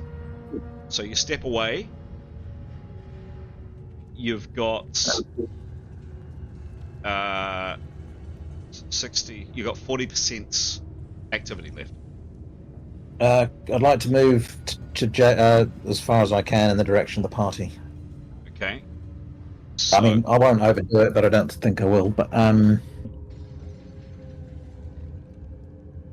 so how I need to know how far he can move. Oh, sorry. 40%. Sorry, did you say 40%? Correct. At what speed can I pick up? Again, as mentioned several times, you can go up to 2 times in a round. Okay, so 40% of 110 is 44. Okay. So you could easily get up to here, if you wish. Yep, I'll go there. Thank you.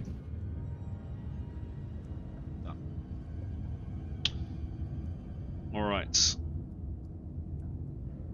Tanya. On our own. Well, she'll follow the crowd. In the dark. Okay. So distance to the gaggle of other characters is 104 feet. She can run.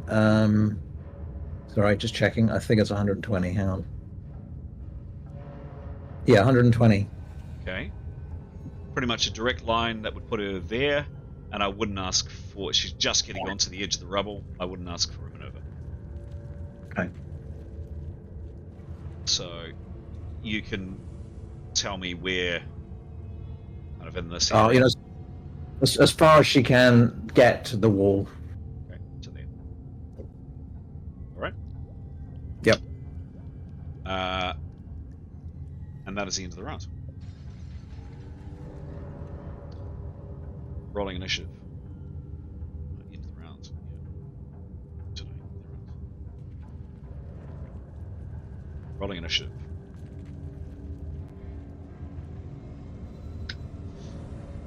Right.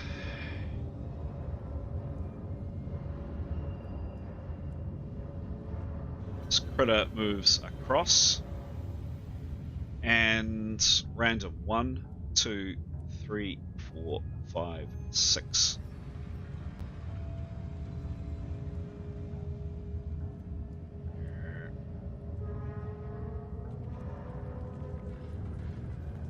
Exclamation mark R space D6. 1. It's going for poor Askell in his back.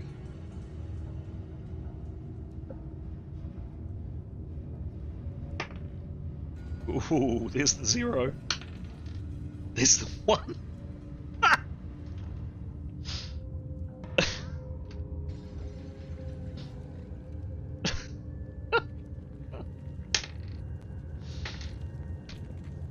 You guys have been lucky tonight.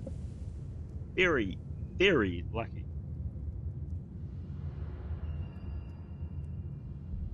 Okay. Nothing happens from this one here.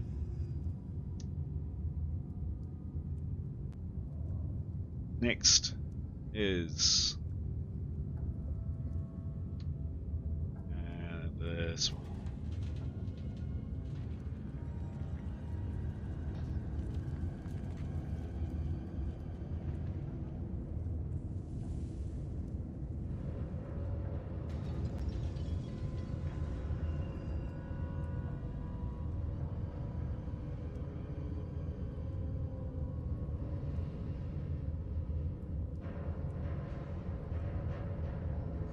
Yeah.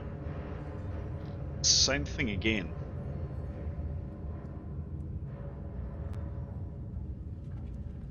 Exclamation mark R space D 6 3 1 2. Now I can't remember. I can't remember if I said 3 or 3.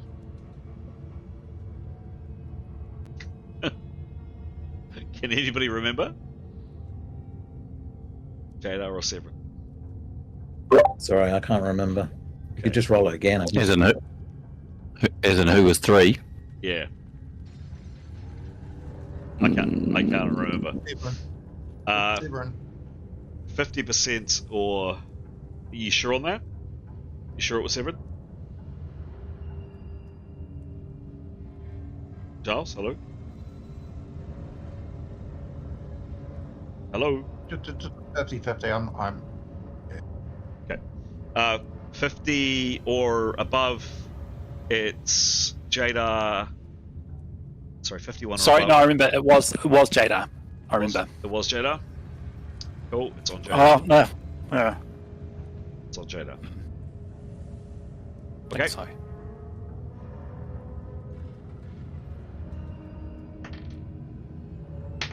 All right. Jada is not wearing armor, and again they're rolling poorly, very poorly. However, this is a much tougher critter.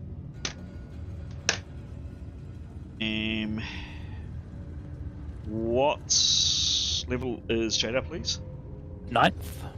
9th. Okay.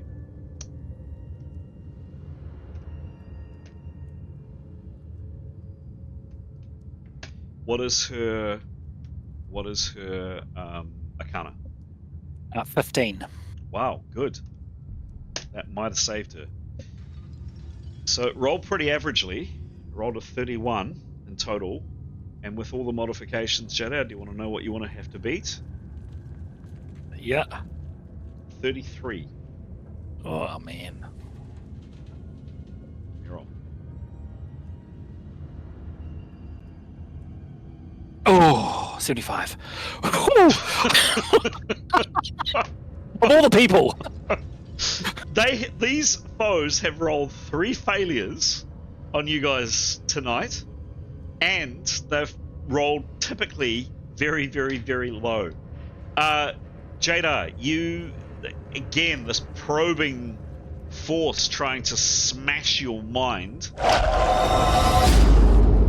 and you say no.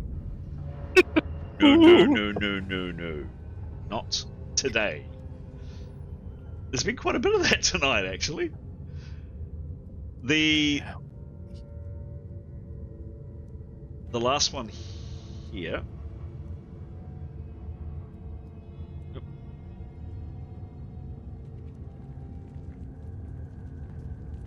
Does the same. And again, it's going to roll a 1d6. Oops. Exclamation mark RD6. 6. It's going for the one that's fleeing the furthest. It's going for Yotto. Yotto, the attack on you. They've been pretty rubbish rolls by these critters all night. There's the 20. 6. Terrible. Okay. Yotto, what level are you, please? He's 9, Chris. 9. Thank you.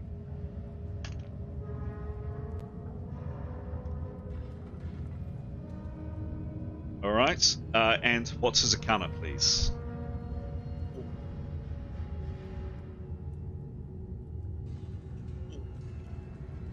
I think you said 4. Is that right? 4. Thank you. Thank you. Okay. Yotto, you have to roll better than a -1. Can you roll better than a -1? Give me a roll, please. If you roll a 1, 2, 3, 4, 5, you got a problem. Run it. 58. 58, you are fine. I don't believe it. 3 attacks on Severin, nothing. He did fail. He did succeed by 1 last point, and 3 attacks on you guys this time round, and one of them is. I'm not going to spoil the surprise too much, but one of those attacks is at a level that's more than 25th. Holy crap. Yeah! This shouldn't be happening.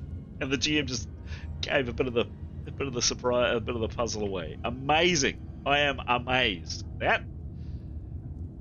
Jada, you are first to act. What do you do? Can she get out of there, or does she have to wait for people to move in front of her? No, she's got a clear run. I will ask for a light maneuver to an easy maneuver, I should say, to cross, some uneven surfaces. Yes, please. At what speed? What difference does that make to the maneuver?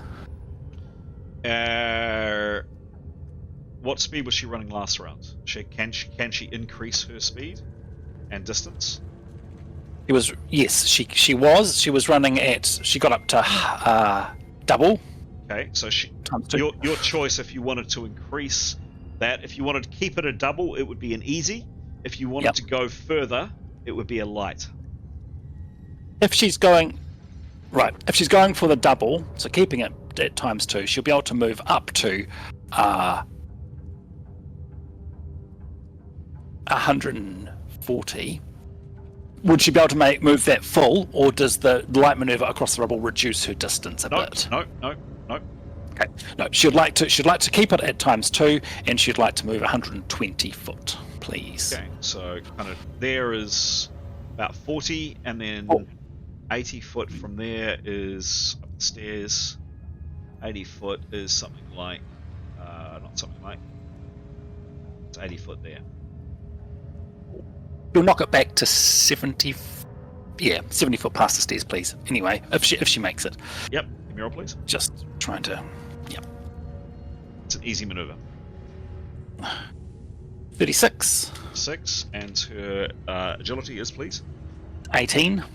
Okay. Not amazing. 80%. So she's got 80% of her total distance. How far can she go? I'll do that. 170 times 0.8. 136 foot. Okay.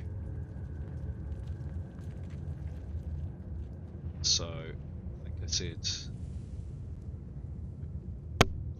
37, call it 40 to there, and then. Sorry, how much you said? About 100 foot, but that gets her to where she wanted to. Yeah, please. Cool, done. Better up the stairs, next to your well. Okay. Next to act is Askell. What are you doing, Askell? Yes. He's going to keep moving, jogging forward. He can probably go around the... Yeah, he can go around his companions, sure. Is he jogging or running? At 1.5 Jogging. times 2. Okay, great. 1.5. 1.5, I'd give you a routine maneuver. Okay.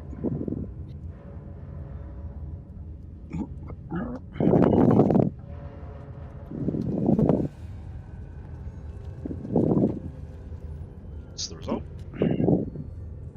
Oh, gosh. A 3. 3, that is a failure. Does he trip and fall and break his ankle? Let's roll. Highly unlikely on a routine. You've got to roll more than 200 down. Give me a roll, please, Ask.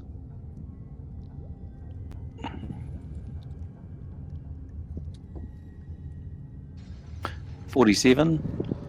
47. 3 minus 47, and then modified by his moving and armor skill. It was 4 plus 4. Okay. So even at negative 40 on a routine, you still run or jog 50% of what you would normally do. So what's 50%, please, Askell? So it would be 45. 45. So you get to call it there. Okay.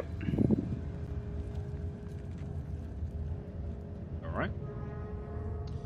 Next is Nicholas. Cool, thank you. I just wanted to check how high the rubble is. He's thinking of doing I'm thinking of doing a leaping spell, which means he could leap 50 foot laterally to get over the maneuver. It's too high, isn't it? That there is, yeah. I mean, it's it's reasonably accurate. It's quite chunky. Yep. No, got it. No, he'll just run at 2 times pace to try and catch up with Jada. Cool. Please. So that's an easy maneuver. Give me a roll, please. Oopsies, but not roll a d10. 63 plus 14. Thank you. Cool. 100% action. How far can you get, please? He can get 120 foot. Which would put him up next. So 40 to Escal. Yeah, cool. Thank you. The lights maybe slightly behind. Yep, about there. Cool. Thanks. Next is Yotto.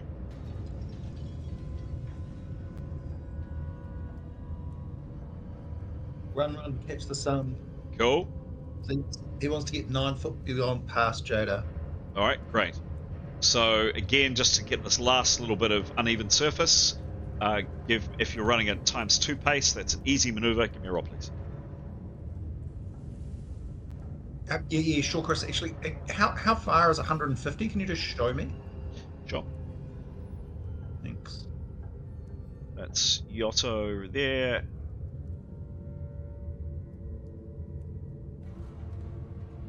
Goodness. That's 150. And so does that put him into the room with the ghosts? No, room with the ghost is in here. Okay, in that case, I think he'll... so he's already running at 2 times speed, right? Mm-hmm. I'm just trying to understand the mechanics of this, so he can double up to a flat-out sprint at 4 times his distance, can't he? Can. And that will take him to 300 meters, which will take him so he can stop just outside the ghosties room. Well, that's... No. Well, that's 130 foot is to the rubble. Is he wanting to run? Oh, no. If he's wanting to run across this, that's really uneven terrain. You could walk it easily. So essentially what he wants to... He's already at a run speed. Yes. So I think what he'd do is he'd double up to sprint. Okay. And to the edge of the rubble, and then he'd want to make his way over that, estate, but he just wants to get as far up the corridor as he can. Okay. See what I mean? I do. To get over this bit here, if he's increasing his speed, it will be a harder maneuver. It'll be a light maneuver for him. What do you want me to do, Chris? Roll a light maneuver if that's what you want to do. Yep. Cool. Give me a roll. 33. 33. Great. And what's his agility, please? 13. 13. 1-3. Yep. Cool.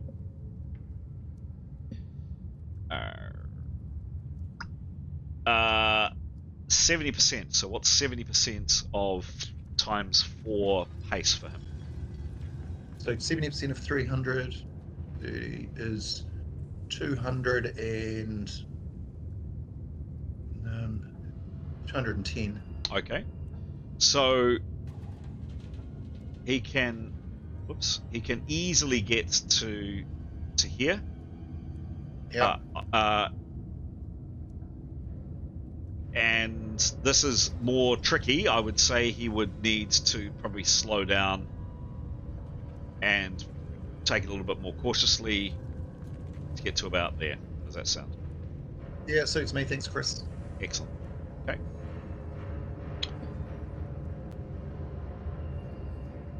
Seven.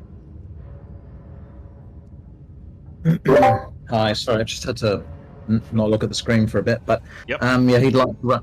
Sorry, what's the chance of bundling Askell up those steps? Um.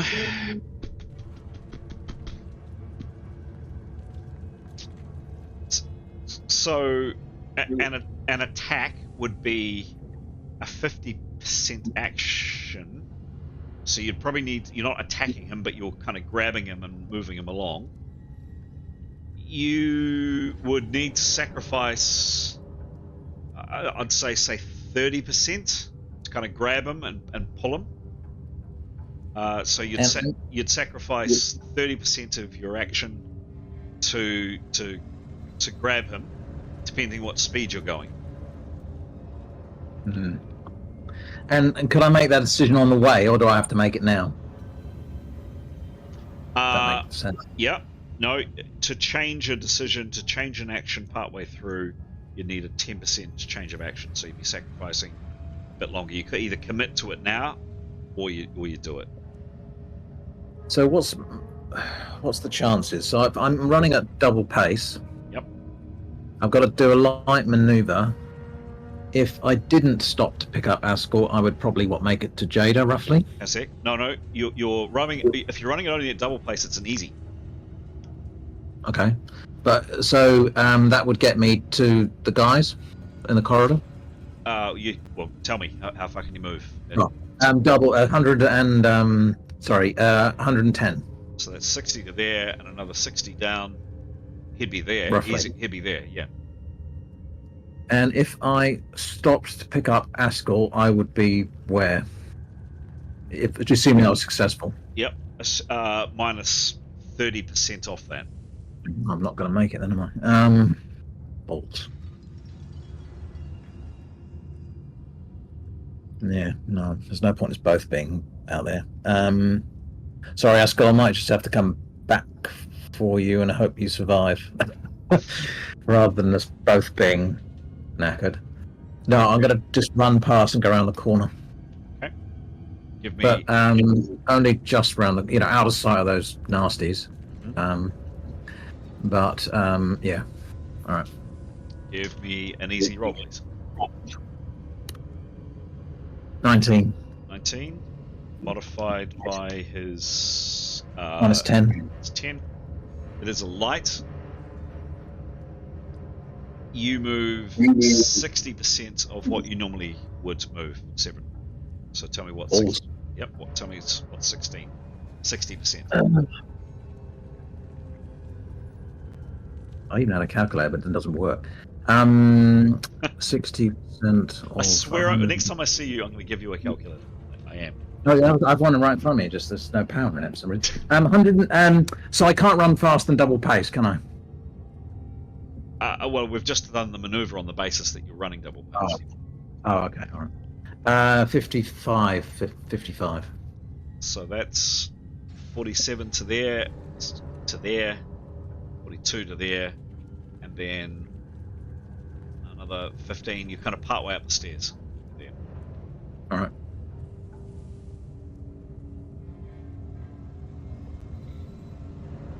Oops.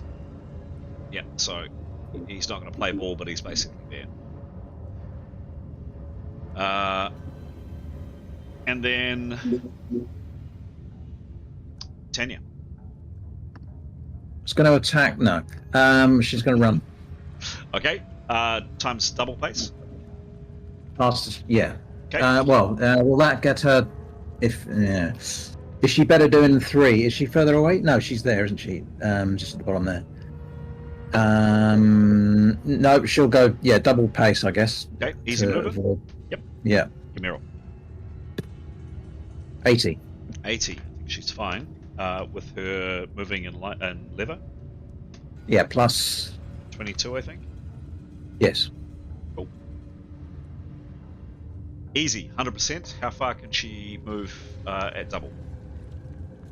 120. Okay, so what's that? That's 30, so another 90 from there. That's 50. So she's somewhere in this area. Tell me Okay. where. All right. Yep, that's fine. Yeah. Okay.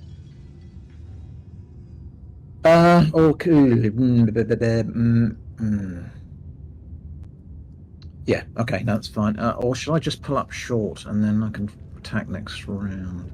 Oh, they can move forward, can't they? Oh no, I'll leave it where I was and see what happens. Cool. Sorry, Askell. Uh, Don't think it was worth trying to do that.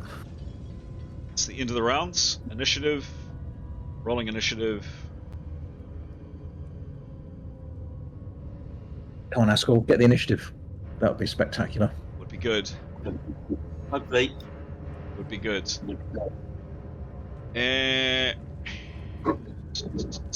Yep. This critter tries its same Jedi mind trick on you.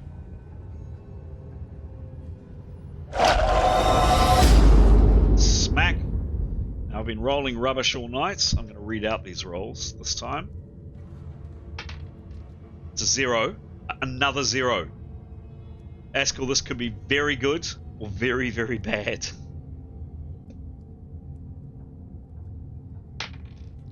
It's a 0. I'm really sorry. Where's my camera to prove it? There's the other 0. Can you guys see the camera? Can you guys see the camera? There's the 0. That's 100, isn't it, Chris? That's 100.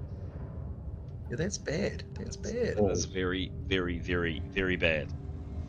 Save the best for last. Save the best till last. 100 and yes. Okay. Askell, you're what level? So you're please? getting up at 9, so everything after 9 doesn't count? Yeah, I probably do need to call it soon. No, I don't. I'm curious to see how this plays out. Askell, you are what level, please? 8. 8. Okay. 41. Plus. What is your Arcana? Plus 11. It's 11. Askell, you need to beat 140. If you roll an open-ended, you can do it. Give me a roll, please. Wow.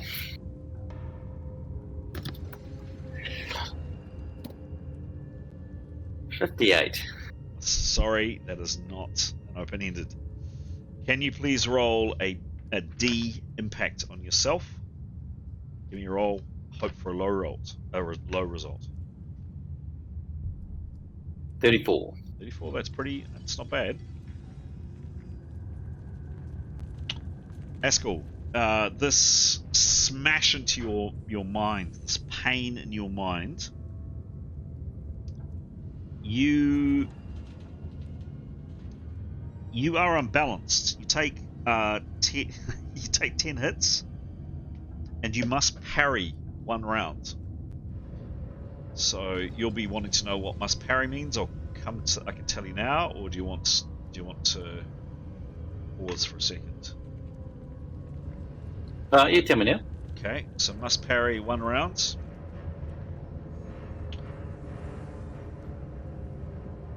For this number of rounds, the target may not attack. They may only parry with half their OB. The only other actions allowed are movement and maneuver, both modified by -25. So that means that you still can move, but you are at 25% less than you normally would. Yeah. Okay. So not as awful a result as it could be. Next is this thing here. It doesn't turn because it really faces always at once. Can see both of you guys, and it launches a barrage of sound at you.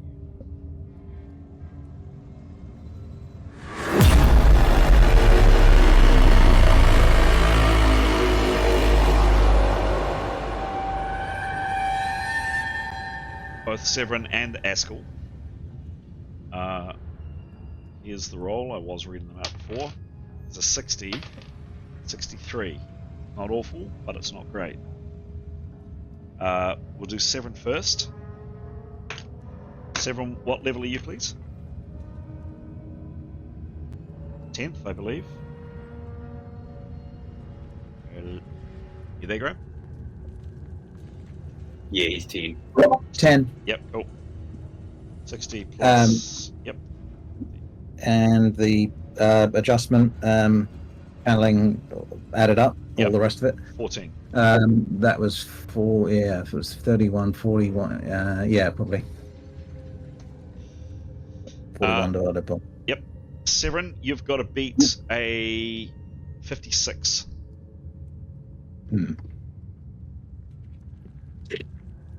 83. 83. You're rolling well tonight. Another. You walk over this. Done. Gone. Easy. Haskell.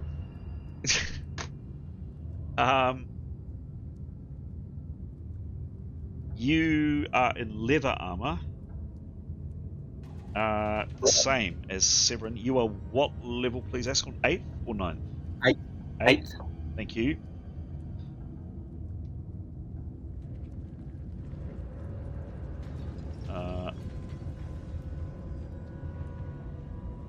And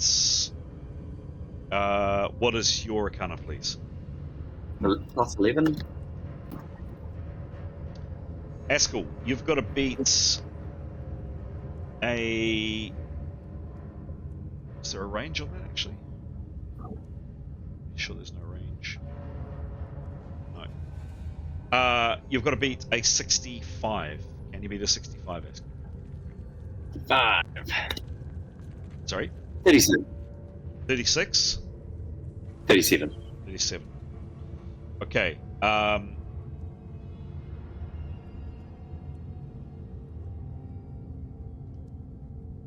Okay.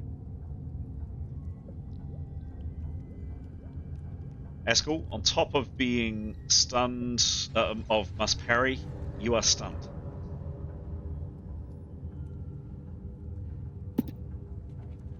How many rounds? Can't tell you. I can tell you, but you're stunned. Okay. Bam. For stun. So, remind you again. For this number of rounds, the target may not attack. They may only parry with half their offensive bonus. Normal DB and quickness is not allowed. The only other actions they are allowed are movement, maneuver, both modified by negative 50. You are already at negative 25, so you have 25% movement left available to you. If that's at all helpful. And then the last critter is this one here. And it is going to target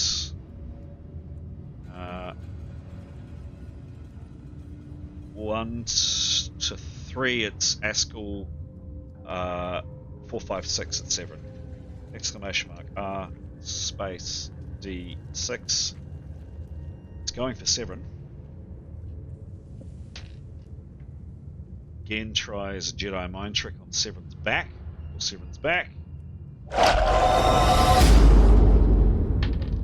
And it rolled a 10. Which is ineffectual. I don't believe this. Absolutely don't believe it. Amazing. Absolutely astounded. The GM is flabbergasted with that. Haskell, you have 25% movement. What do you do, please? He will move his 15 feet. 15 feet.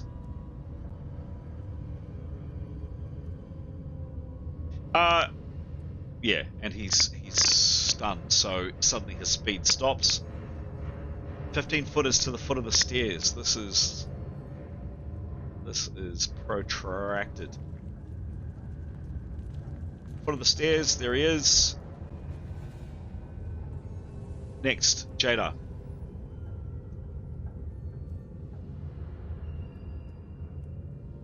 She would. Yeah. No, she would be checking behind her. She's aware that she's got safety in her spell and she would be checking, so she'd like to do a. Sorry.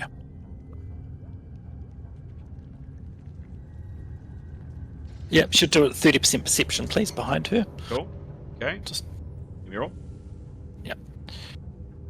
This is unmasked. Okay. 37. Okay. Plus. Sorry, I'm assuming she needs. No, she does need perception. Yeah, true. Where are we? General perception. Plus, 63. 63. 37 plus 63. Yeah, it's not a failure. It's not awful. It's not a complete success, but I'd give you enough information to say that Askell is lagging and he's stumbling. He's not moving as he normally would. Cool. Jada would like to call out and say, "Are you okay, Askell?" And then she doesn't particularly want to go closer, but she would like to. What am I saying? At the end of the round, she wants Severin and Askell to be within her 9 foot. So if that means they move past her, she'll move with them. If they don't quite make it to her, she'll stay. Or she'll stay where she is, sort of thing. Does that make sense? So that she'll cover them by opportunity, cover them wherever they are. If that's moving forwards, sure. Okay. Maybe moving back. Is that enough information? So she would move back depending on where they are.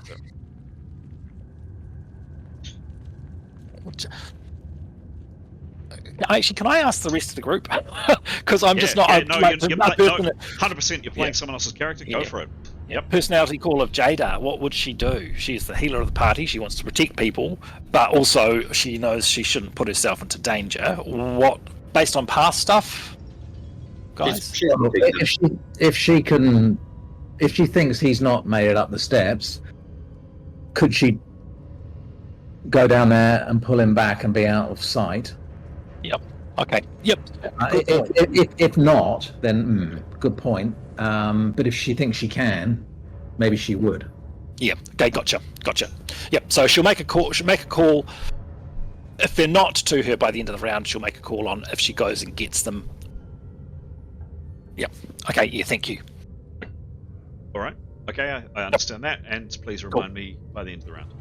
Yep. Thank you. Yotto. So you're running fast. I've slowed you down a little bit because you're now going over very rough terrain here. You are able to walk it quite easily, walking slowly. If you want to continue running at ×4, the speed that you're moving at, I'm going to be asking for a medium maneuver to cross this. Probably actually a hard to cross this. At that speed, if you want to slow down, a lot easier, massively easier. How far is it to the entrance to the big room? Sure. It is 40 foot, 44 feet. Okay, and there's no door or anything, is there?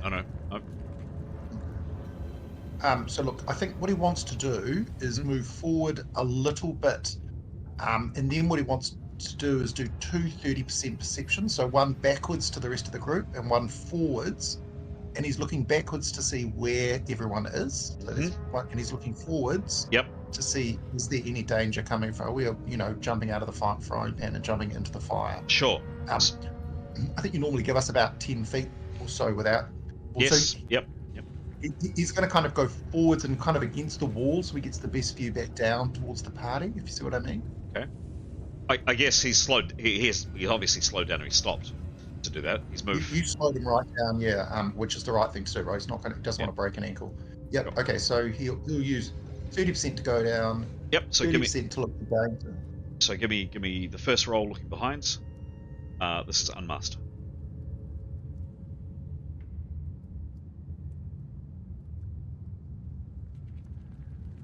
$79. Yeah, and bearing in mind it's a pretty, you're not asking anything too dramatic here. Yeah, staring down the corridor, you see Tanya currently moving forward, Jada hesitating. So Jada she's looking over her shoulder. She's partially turned. She's looking over her shoulder.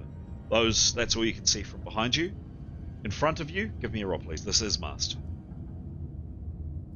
Okay, but in looking back, I guess what he doesn't see is as important as what he does see. So he doesn't see Askell, he doesn't see Severin. He doesn't. He just sees those two characters right there. Beautiful. Okay, yep. So now looking forwards for 30%. Sure thing. And he has some light, of course. So actually, let's move him around with the light. Yep. Yeah, that's Give me a mast perception. It's oh, mast. 19. But Yep, it's a mast. Cool. And what's his perception? 58. D8. Yeah. So staring into this room, his torchlight gets him pretty much as you can see on screen. This room's empty.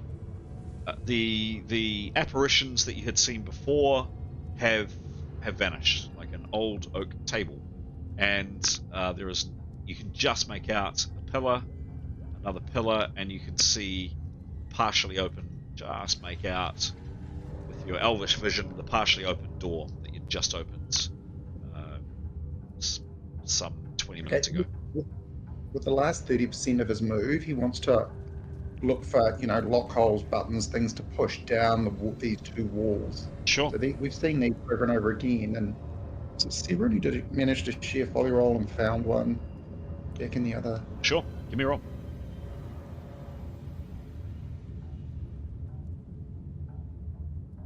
Eight, 87. You going to give me a cheeky 20 because he's looking for something specific? Yep, I have, but I'm also going to ask you to roll again. Oh, I don't think it'll be good or bad. Oh, 95. 95. Okay. You scour for the remainder of your round. Is that right? I think you. Yep. You scour these walls. Your torch is up here. You're looking for any kind of markings or scrapings or a button or a lever or something, anything. Yotta, you don't see anything. I'm sorry. Okay, thank you.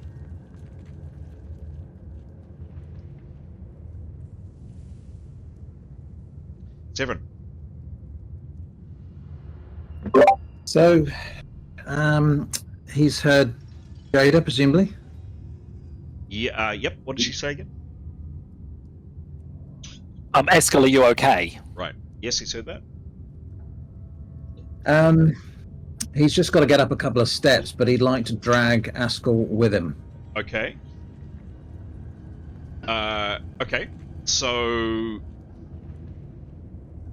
what am I going to ask for that? Can you roll a Brawling or something? I've got that. oh, what? Sorry. Brawling. Well, no, that's actually an attack. I think a strength roll is probably. A strength, and then if you're not planning to move much further than just up the steps. Well, I mean, if I can go further, I will. But if that increases the chances of getting him, I basically want to be away far enough up the corridor that we're not going to get zapped next time. Yeah, got it. How heavy is Askell, please?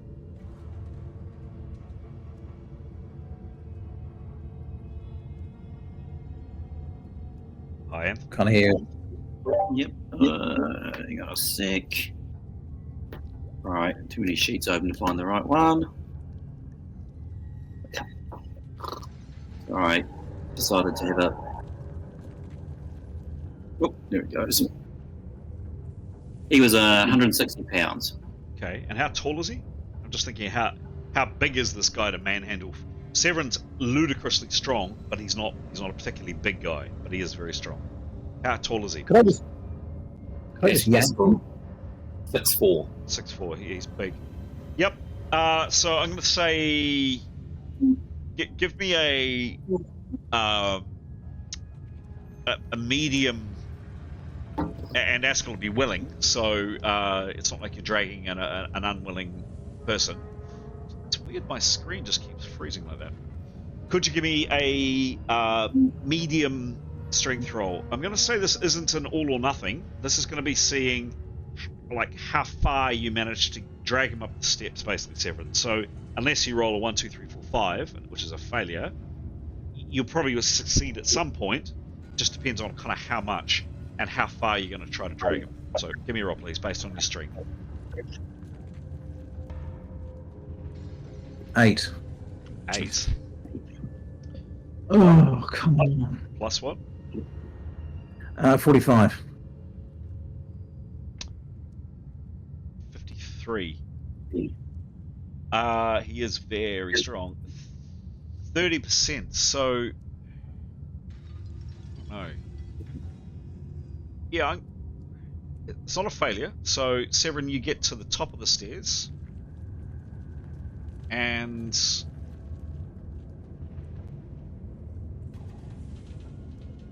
you manage to kind of drag Askell with a bit of movement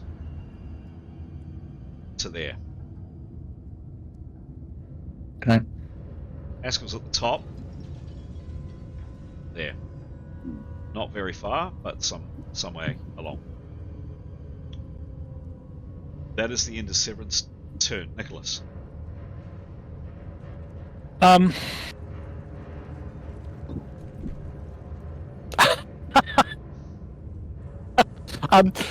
Nicholas will hold his action, please.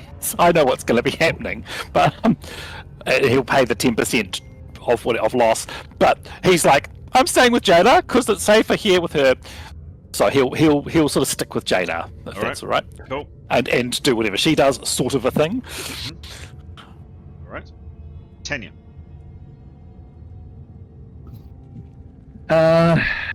Right. Has she heard the call as well? She has heard Jada ask the question. That's it. Yes.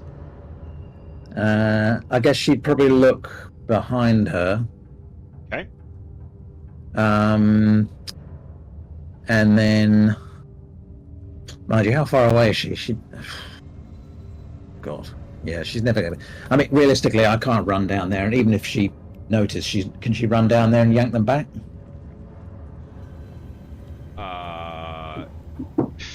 50. I mean, she could turn and see that Severin and Askell are at the top of the stairs. You would need some kind of perception roll to actually spot, if they're in some difficulty or what's going on. That's not, so, yeah, that's going to happen. All right. Well, she would like to run. You see the corner there? Yep. She'd like to run to that corner and keep an eye.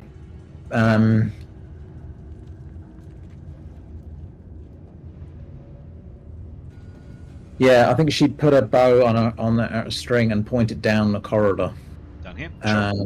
Yeah, and just see what happens. Okay, sure. Next is Jada opportunity action, Nicholas opportunity action. Awesome, thank you. So Jada's going to go back and help and try and pull them. She's used 30% of her action. Nicholas is going to go and help as well because he's sticking with her. I do think that's what he'd do. What can they? So it's sorry. And Jada's also. I'm comfortable with this, but please make the call yourself, Chris. She's got an instantaneous spell that relieves 1 round of stun. Fair to say that she gets that he'd be stunned. We sort of know what the effects are by now. You're cool. No, I'm sorry, not, because cool. You don't have enough information from Askell to know what's going on. So no, sorry, it'd be a guess. Okay, cool. Yep. So she won't use that 10%. She'll just go, and Nicholas and her will go and try and move those guys as far down the corridor as possible together. Okay, so it was a reasonable effort for Severin to kind of yank Askell upstairs. This is flat, so I'm going to say for both Jada, you've definitely clocked that Askell is more than worse for wear than Severin is. Would you start with Askell? Yeah. Okay. Yes. Yep. I think that makes sense. Okay. He's more in view. Yeah. And Nicholas? I suppose would go and help. I suppose it makes sense for them to go one person each. Okay. So yanking someone up the stairs is harder than on the flat. JD, you're basically just, I have it in my head that you're just reaching out, grabbing Askell and just pulling him along the corridor. And again, he's a willing target. So I'm gonna bring that down to a. He's quite heavy though, although Jadar is reasonably strong. I'm gonna make that a light maneuver, and it's the same for Nicholas, a light maneuver. So Jadar, roll a light, please.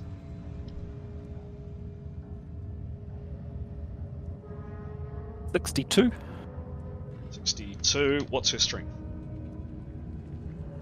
Her strength is plus 16. 16. She's quite strong. 78. 78. That gives you 100% success on a light. So, I'd, in my head, I'd say she's grabbing him and she's dragging him some way down. She walked back a little bit. I'd say she gets him to about there. That's great. Yep, thank you. Can I just say that actually she wouldn't. She wanted me to do it at the same time as Nicholas and Severin. She doesn't want Nicholas and Severin to be outside of her 9 foot. Understood. So let's see how Nicholas does pulling Severin down. Okay. Give me a roll, please. Same result on the flat. No impediment underfoot. Give me a roll. 34. What's his bonus? And his strength is 13. Again, he's not weak. 47. 80%. So not as effective. Kind of about there-ish. And that's within. Yeah, Jada wouldn't have. Okay, so Jada backtracks a little bit. A little bit, yep. Thank you. Okay. Thank you very much. Cool. That is the end of the round. Rolling initiative. Okay. Yep. Just look at distances.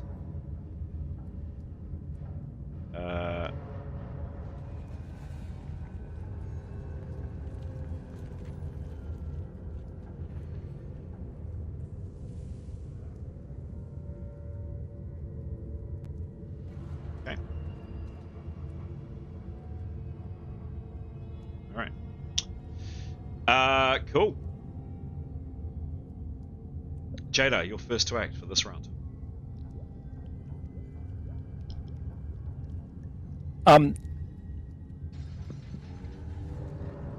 Oh wow. Okay. She would want to coordinate with the other 3 about which is best way to go. So she'll do, I guess, so actually perhaps same again. Allow Severin to drag Askell, and she and Nicholas can do further dragging if required. Okay. So maybe see what the other characters do and then go. Yep. Okay. Yep. I'm happy to go with that. Okay, thank you. Yotto, you are hip. What you doing?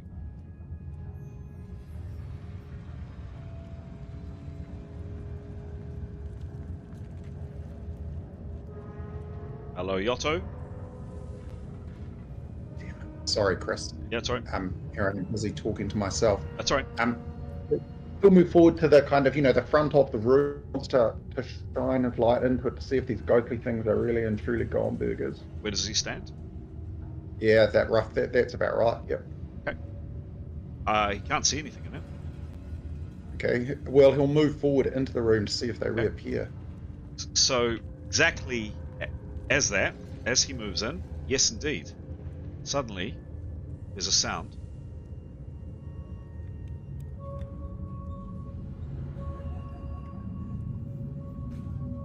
And yet again, these figures just materialize on these tables, chairs, food. Comes back exactly as they did before. Yotto, you are noticing that more of these people, and we can see a few of them here, more of these people are looking in Yotto's direction.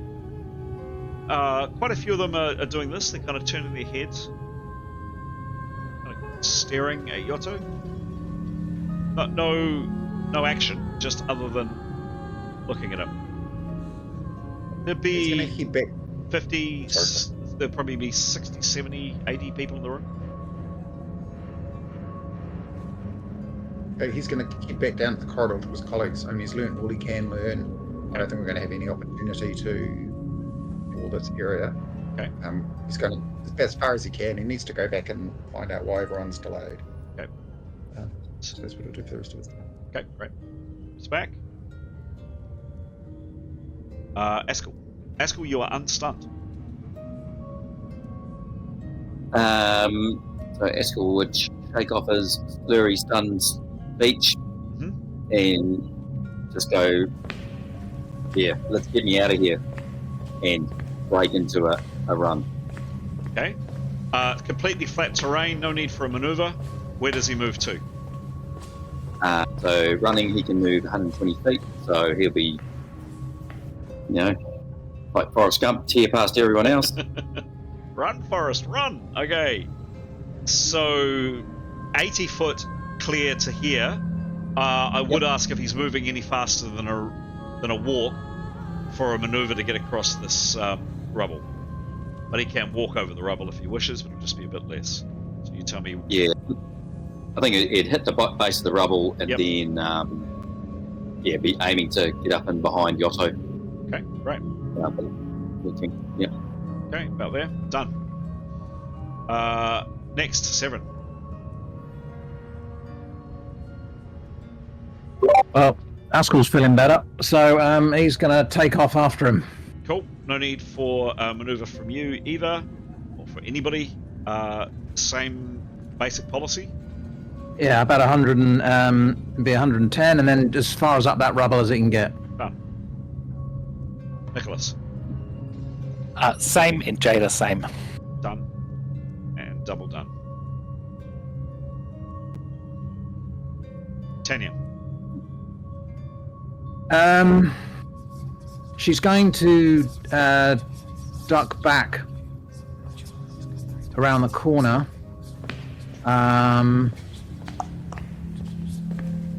Yeah, because they don't move that fast, do they? From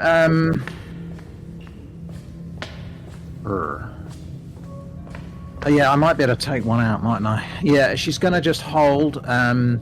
She's not going to make herself visible down that corridor if they turn the corner. But she is going to stay where she's out of sight around the corner with a bow on her string. Okay, cool.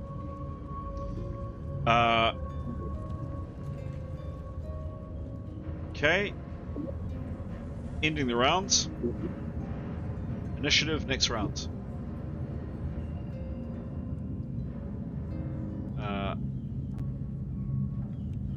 Alright.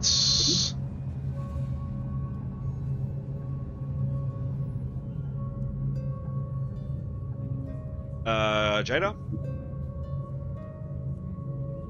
Jada, I think we'll say, let's just get through those doors and keep going as fast as we can, and she'll want to sort of get nods of agreement if the party's willing.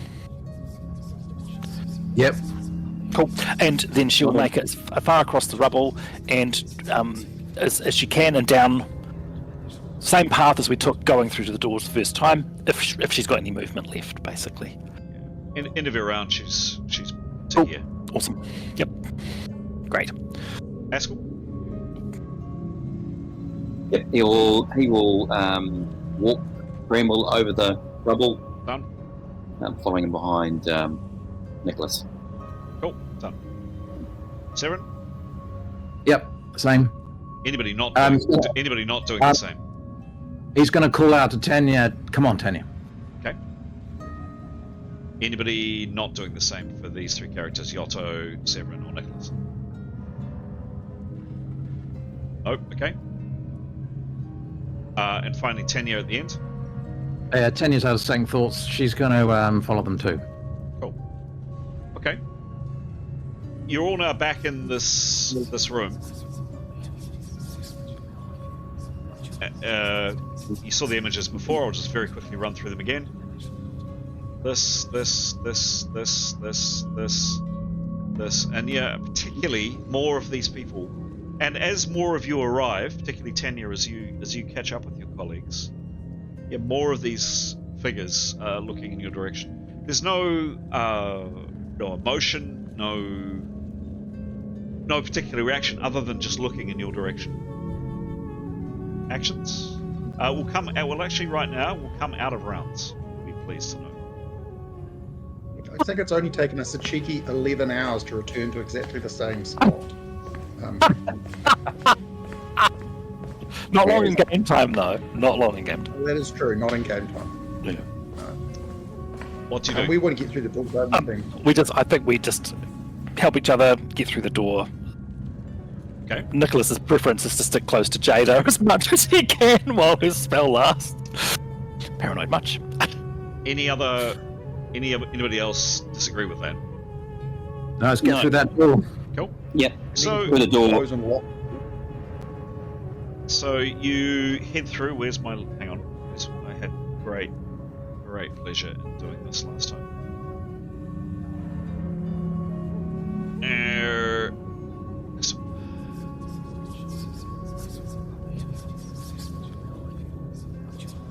Oops.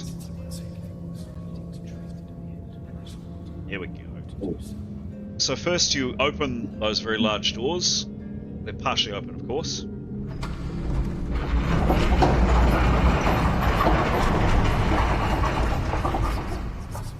Do you close them behind you?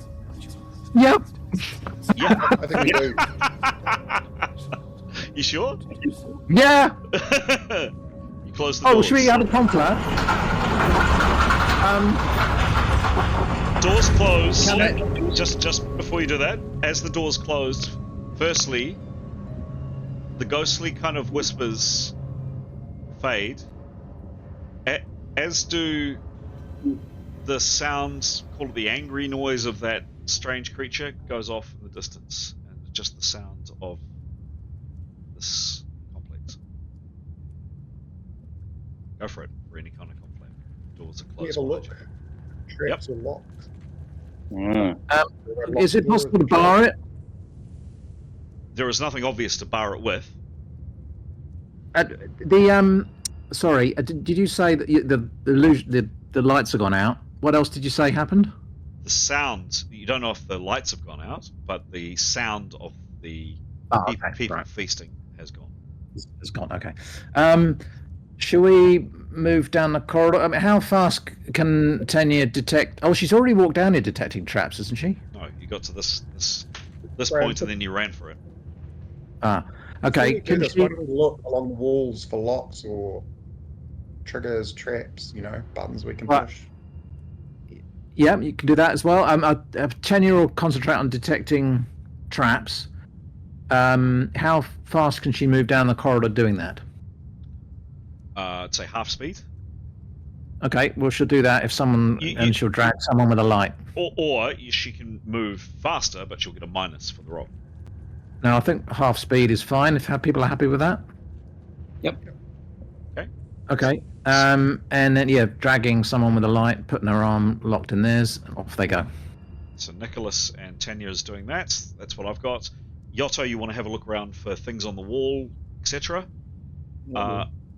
Any other actions from Severin, Askell, or Jada, or Nicholas?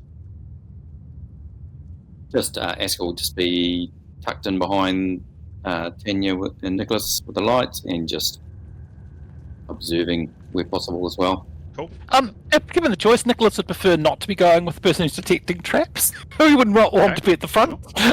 If Askell's happy to go instead, he'll be like, I'll be in the middle.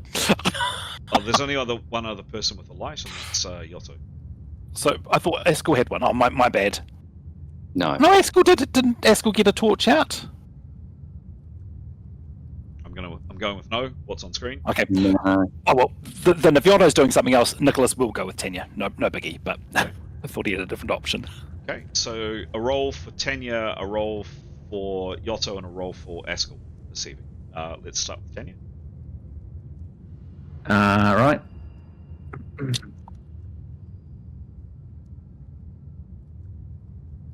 Seven. It's must. Could be amazing. Could be really, really good. I'm hoping it will. What's your detect traps? Detect traps is drum roll. +57. with Nicholas's assistance to scour the ground in front of her, poking, tapping, etc., you make your way down to a flight of stairs going up. You go up the flight of stairs, and you get to the base of this room here with no sign of anything untoward. Can I get a roll from... I've got my things on Askell, so a perception roll for Askell, looking around, checking, observing. Give me a roll, please. Again, it's master. 94 Mhm. and plus 37. Nothing from you, Askell. You don't see nothing. There's no features that stand out. There's nothing that draws your attention. There's certainly nothing as obvious as, for example, in the other place, switches or levers or anything. And Askell likes levers. Nothing particularly apparent. That's cruel, that is. That is a bit cruel.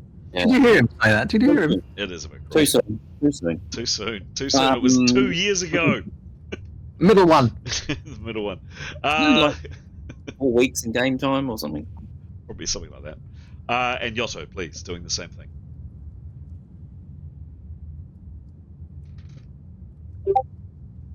'91. 91. Roll again, please.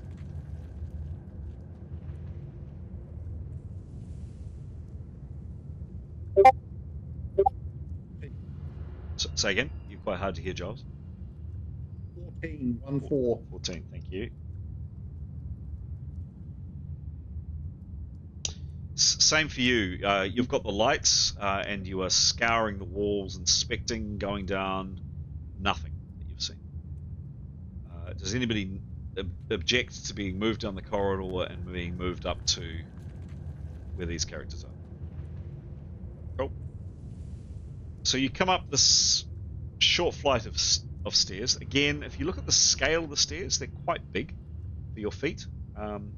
You're not unfamiliar with the scale of things being large in this, well, and the previous complex you're in. In terms of the room that you now find yourself in, or standing at the threshold of, this is what you see.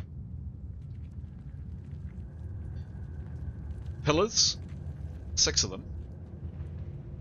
1, 2, you can see the others there. There's some what looks like broken boxes or detritus there. There's some kind of lip or enclosure there. Peering into the gloom, just make out, you can't see it on the screen, but you can just make out another door distantly there, and then down this way there is, you think there might be something else in the way of passageway, perhaps down here, you're not sure. There's definitely another passage this way. Again, the scale is quite large. Question, if I may. Did the charging station stop? Did I miss that? I don't know what. Sorry, I think I think looking at the creature that followed us, I think we mistook its swirls as charging station. I think. Right. Sorry, we misidentified. Okay. Actually, it would be a little bit more light in here because you're peering through. We've got some elves there, so actually a little bit more information. So yes, there's some movement down there too. There is definitely an entryway, and there is a flight of stairs going up over here. Might just do this. Do this, yes I can. Yeah. So there are stairs that you can just make out in the distance. They're going up. And yes, Maybe those things. No. And there's something there, and there's a entranceway there. What do you think, guys? Should we just check the door and see if there's anything passed through the door? And then Yeah, with let's have a somebody look around. keeping an eye Let's back see down the... bring up as well. Huh? Sorry, Graham, I thought you'd finished. Graham. Well, I was just wondering if somebody keeps an eye on the door that we've just shut, and then maybe the rest go through maybe check the door out. What do you think? Shall we do a 360 recce of the room first? Yeah, that's fine. I was just thinking because if it all goes tits up, up is a good idea, right? Yep. I just don't want Yep. to miss anything, like magical cutlasses, cutlie. Line. Quite like. Yeah. Okay, so I'll go around each character and tell me what you do in the next 5 or 10 minutes. 5 or so minutes. Nicholas? It's your turn. He will go move as directed because he's got a lantern. He's very keen to be next to Jada with her spell thing. Okay, cool. Speaking of Um, Jada, since you're playing her, She's keen to not be the one to be on watch. She'll move as directed as well. She will voice that she's quite keen to get out of here as soon as possible. Out, she thinks, is upstairs. that's cool. Yeah, Eskel from our conflab would be happy to keep an eye on the door further back down the steps and tunnel. Does he go back down to the door, or does he stay where he is to do that? Stays where he is. Okay, cool. Severin. Severin is going to draw his spare magic broadsword and give that to Askel. Okay. I think it was Askel who wanted it, wasn't it? Or was it Askel's currently, to my mind, has got Nicholas's short sword in his hand. Yotto? If I give my spare magic broadsword to Yotto, can he use that? He uses a haberdashery normally. He uses a two-handed sword. Oh, is it? Oh, it's two-handed. But yeah, haberdashery. It's a long weapon. They're both long weapons. No, they're not. No, so a two-handed weapon is definitely different from a one-handed weapon in rules, I'm afraid. So would you get any of his skill? Knows how to handles. Under the rules, no. I think kind of a sword is a sword to a certain degree. I think it's fair to say you'd have a quarter at least. A sword's a sword. So yeah. Yeah. Better than a poke in the eye with a broadsword. So here you go. Poke him in the eye. Thank you very much, kind sir. And then once he's done that, he'll get ready to move up the stairs. But he'll also, while the others search around places, he'll light a torch. Seconds. Great. And what's Yotto doing, please? He'll hang left with whomever feels like coming with him. Mm-hmm. Go check out that thing on the ground. I think he wants to have a look around, see if there's anything obvious they've missed in the room, and a little bit of a look down. Is it a well in the middle of the room? Whatever that square thing is in the middle of the room, he wants to have a poke about. Cool. And lastly, Jada, please. Tanya. Tanya will assist in just checking all the room and just establishing that there are 2 doors, I think, and 1 corridor. Sweet. And if they're the options open to us, once she's established that, she'll go and listen at the door.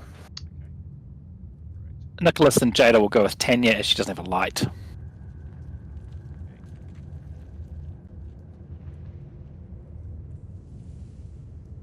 Okay. Especially prepared a whole crew of you guys with torches. So let's talk through all that. Delete the 7. So I've got Askel standing bravely here with Nicholas's short sword in his hand, keeping his eye back on this door. Severin lighting a torch, and then Yotto, you going up to this lip over here. Is that right? Severin's going to stand at the bottom of the stairs. Bottom of the stairs, over here. Yeah, the ones that go up. Okay. Sure. So you are doing that. Severin. Once my torch is lit. Yep. So you're probably a little bit more delayed. Yeah, Yotto, you peering in here.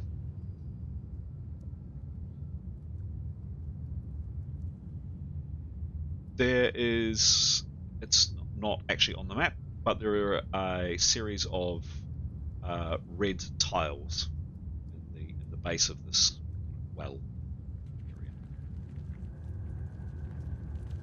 area. I think he wants to be telling people that. Mhm. How far down is it? Not far, only about pretty much what you can see on screen. So if Yotto's 5 foot, it's only about 5 foot down. Is there water in it, Yotto? There's no Good water. question. There's no water in it. It's just tiled.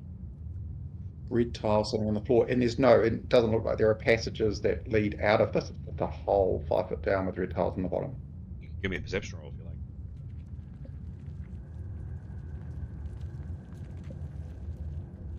Well, He's looking for any sign of trouble, Chris. Sorry, yep, give me a roll. 66. Yep. 66. 66, sure.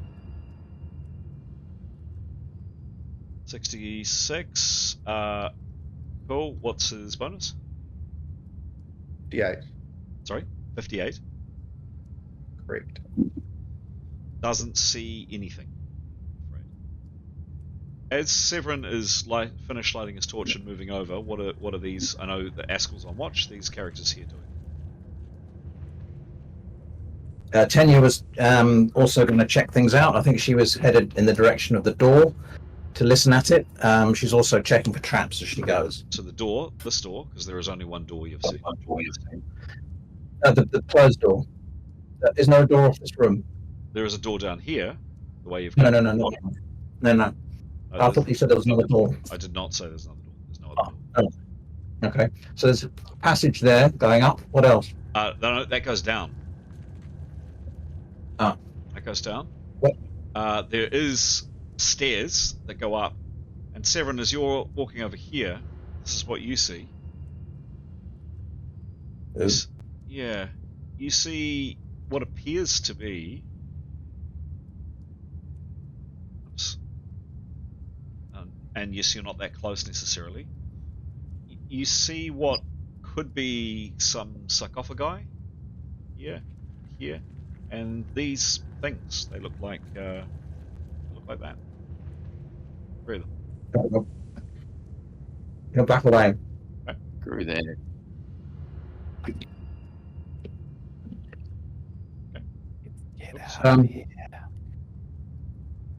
He'll tell the group Mhm. weird slug things over here. Okay. I'm backing off. What do you think of this? General conflab decisions. Nicholas thinks we should go. Hop into the well. I want to hop into the well and see if I can see anything down there. But I want someone to keep an eye on me. I don't know. Okay. Give me a roll, please, Yotto. I think that's a poor choice. I can't hop in until someone's keeping an eye on me. So he wouldn't do it if no one would keep an eye on him. Nicholas would say I think that's not a good choice. And I go 32. So you are doing it? I'm not going to ask Yep. for a roll. Okay. Interesting. Okay, you get in. You're standing on the red tiles. Can you give me a roll, please, Yotto?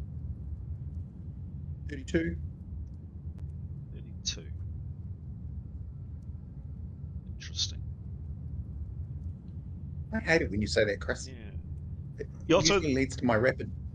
the hairs on the back of your neck start to prickle, and goose flesh begins to form on your arm. This is wrong. You're standing badly wrong. You feel a slight tremor in your feet, Yotto. I'd be out quick. Maybe that was where the thing was. Yeah, maybe actually. That's when Mummy's place. Well, It's probably wrong. Nicholas is keen to go. What does that mean? Down or up? So he will urge everyone to go up the stairs. It is 10 o'clock, by the way. Oh, there's 2. True. Do we want to call it Just there? before we do it, Chris, I think it might the be thing worth- by the door. Just rotate the camera to the right. Keep going. No, that's the left, bro. Keep going. No, that's to the right. Keep going. Keep going. Keep going. No. There's something lying on the floor, essentially directly behind where the camera is. Essentially. Yeah, some broken boxes. Yes. Fine. Okay. Yeah. All right. Let's get out of Dodge. So we're not interested in slugs. I'm sure they'll. You reckon we should chop them up? Well, no, I just wonder if there's something really important behind them. Well, if they move slowly, you can just. Well, I mean, Yeah, they're bound to do something nasty. But You killed several of them for a reason. You go and yeah, do I'm not going to get squirted on. They'll be acidic or something. I'll lose an arm. Done this before. Flaming arrows, electrocute them. I reckon let's sleep on it personally, but All right. Roll credits. That's where we're at. Roll credit. Yep.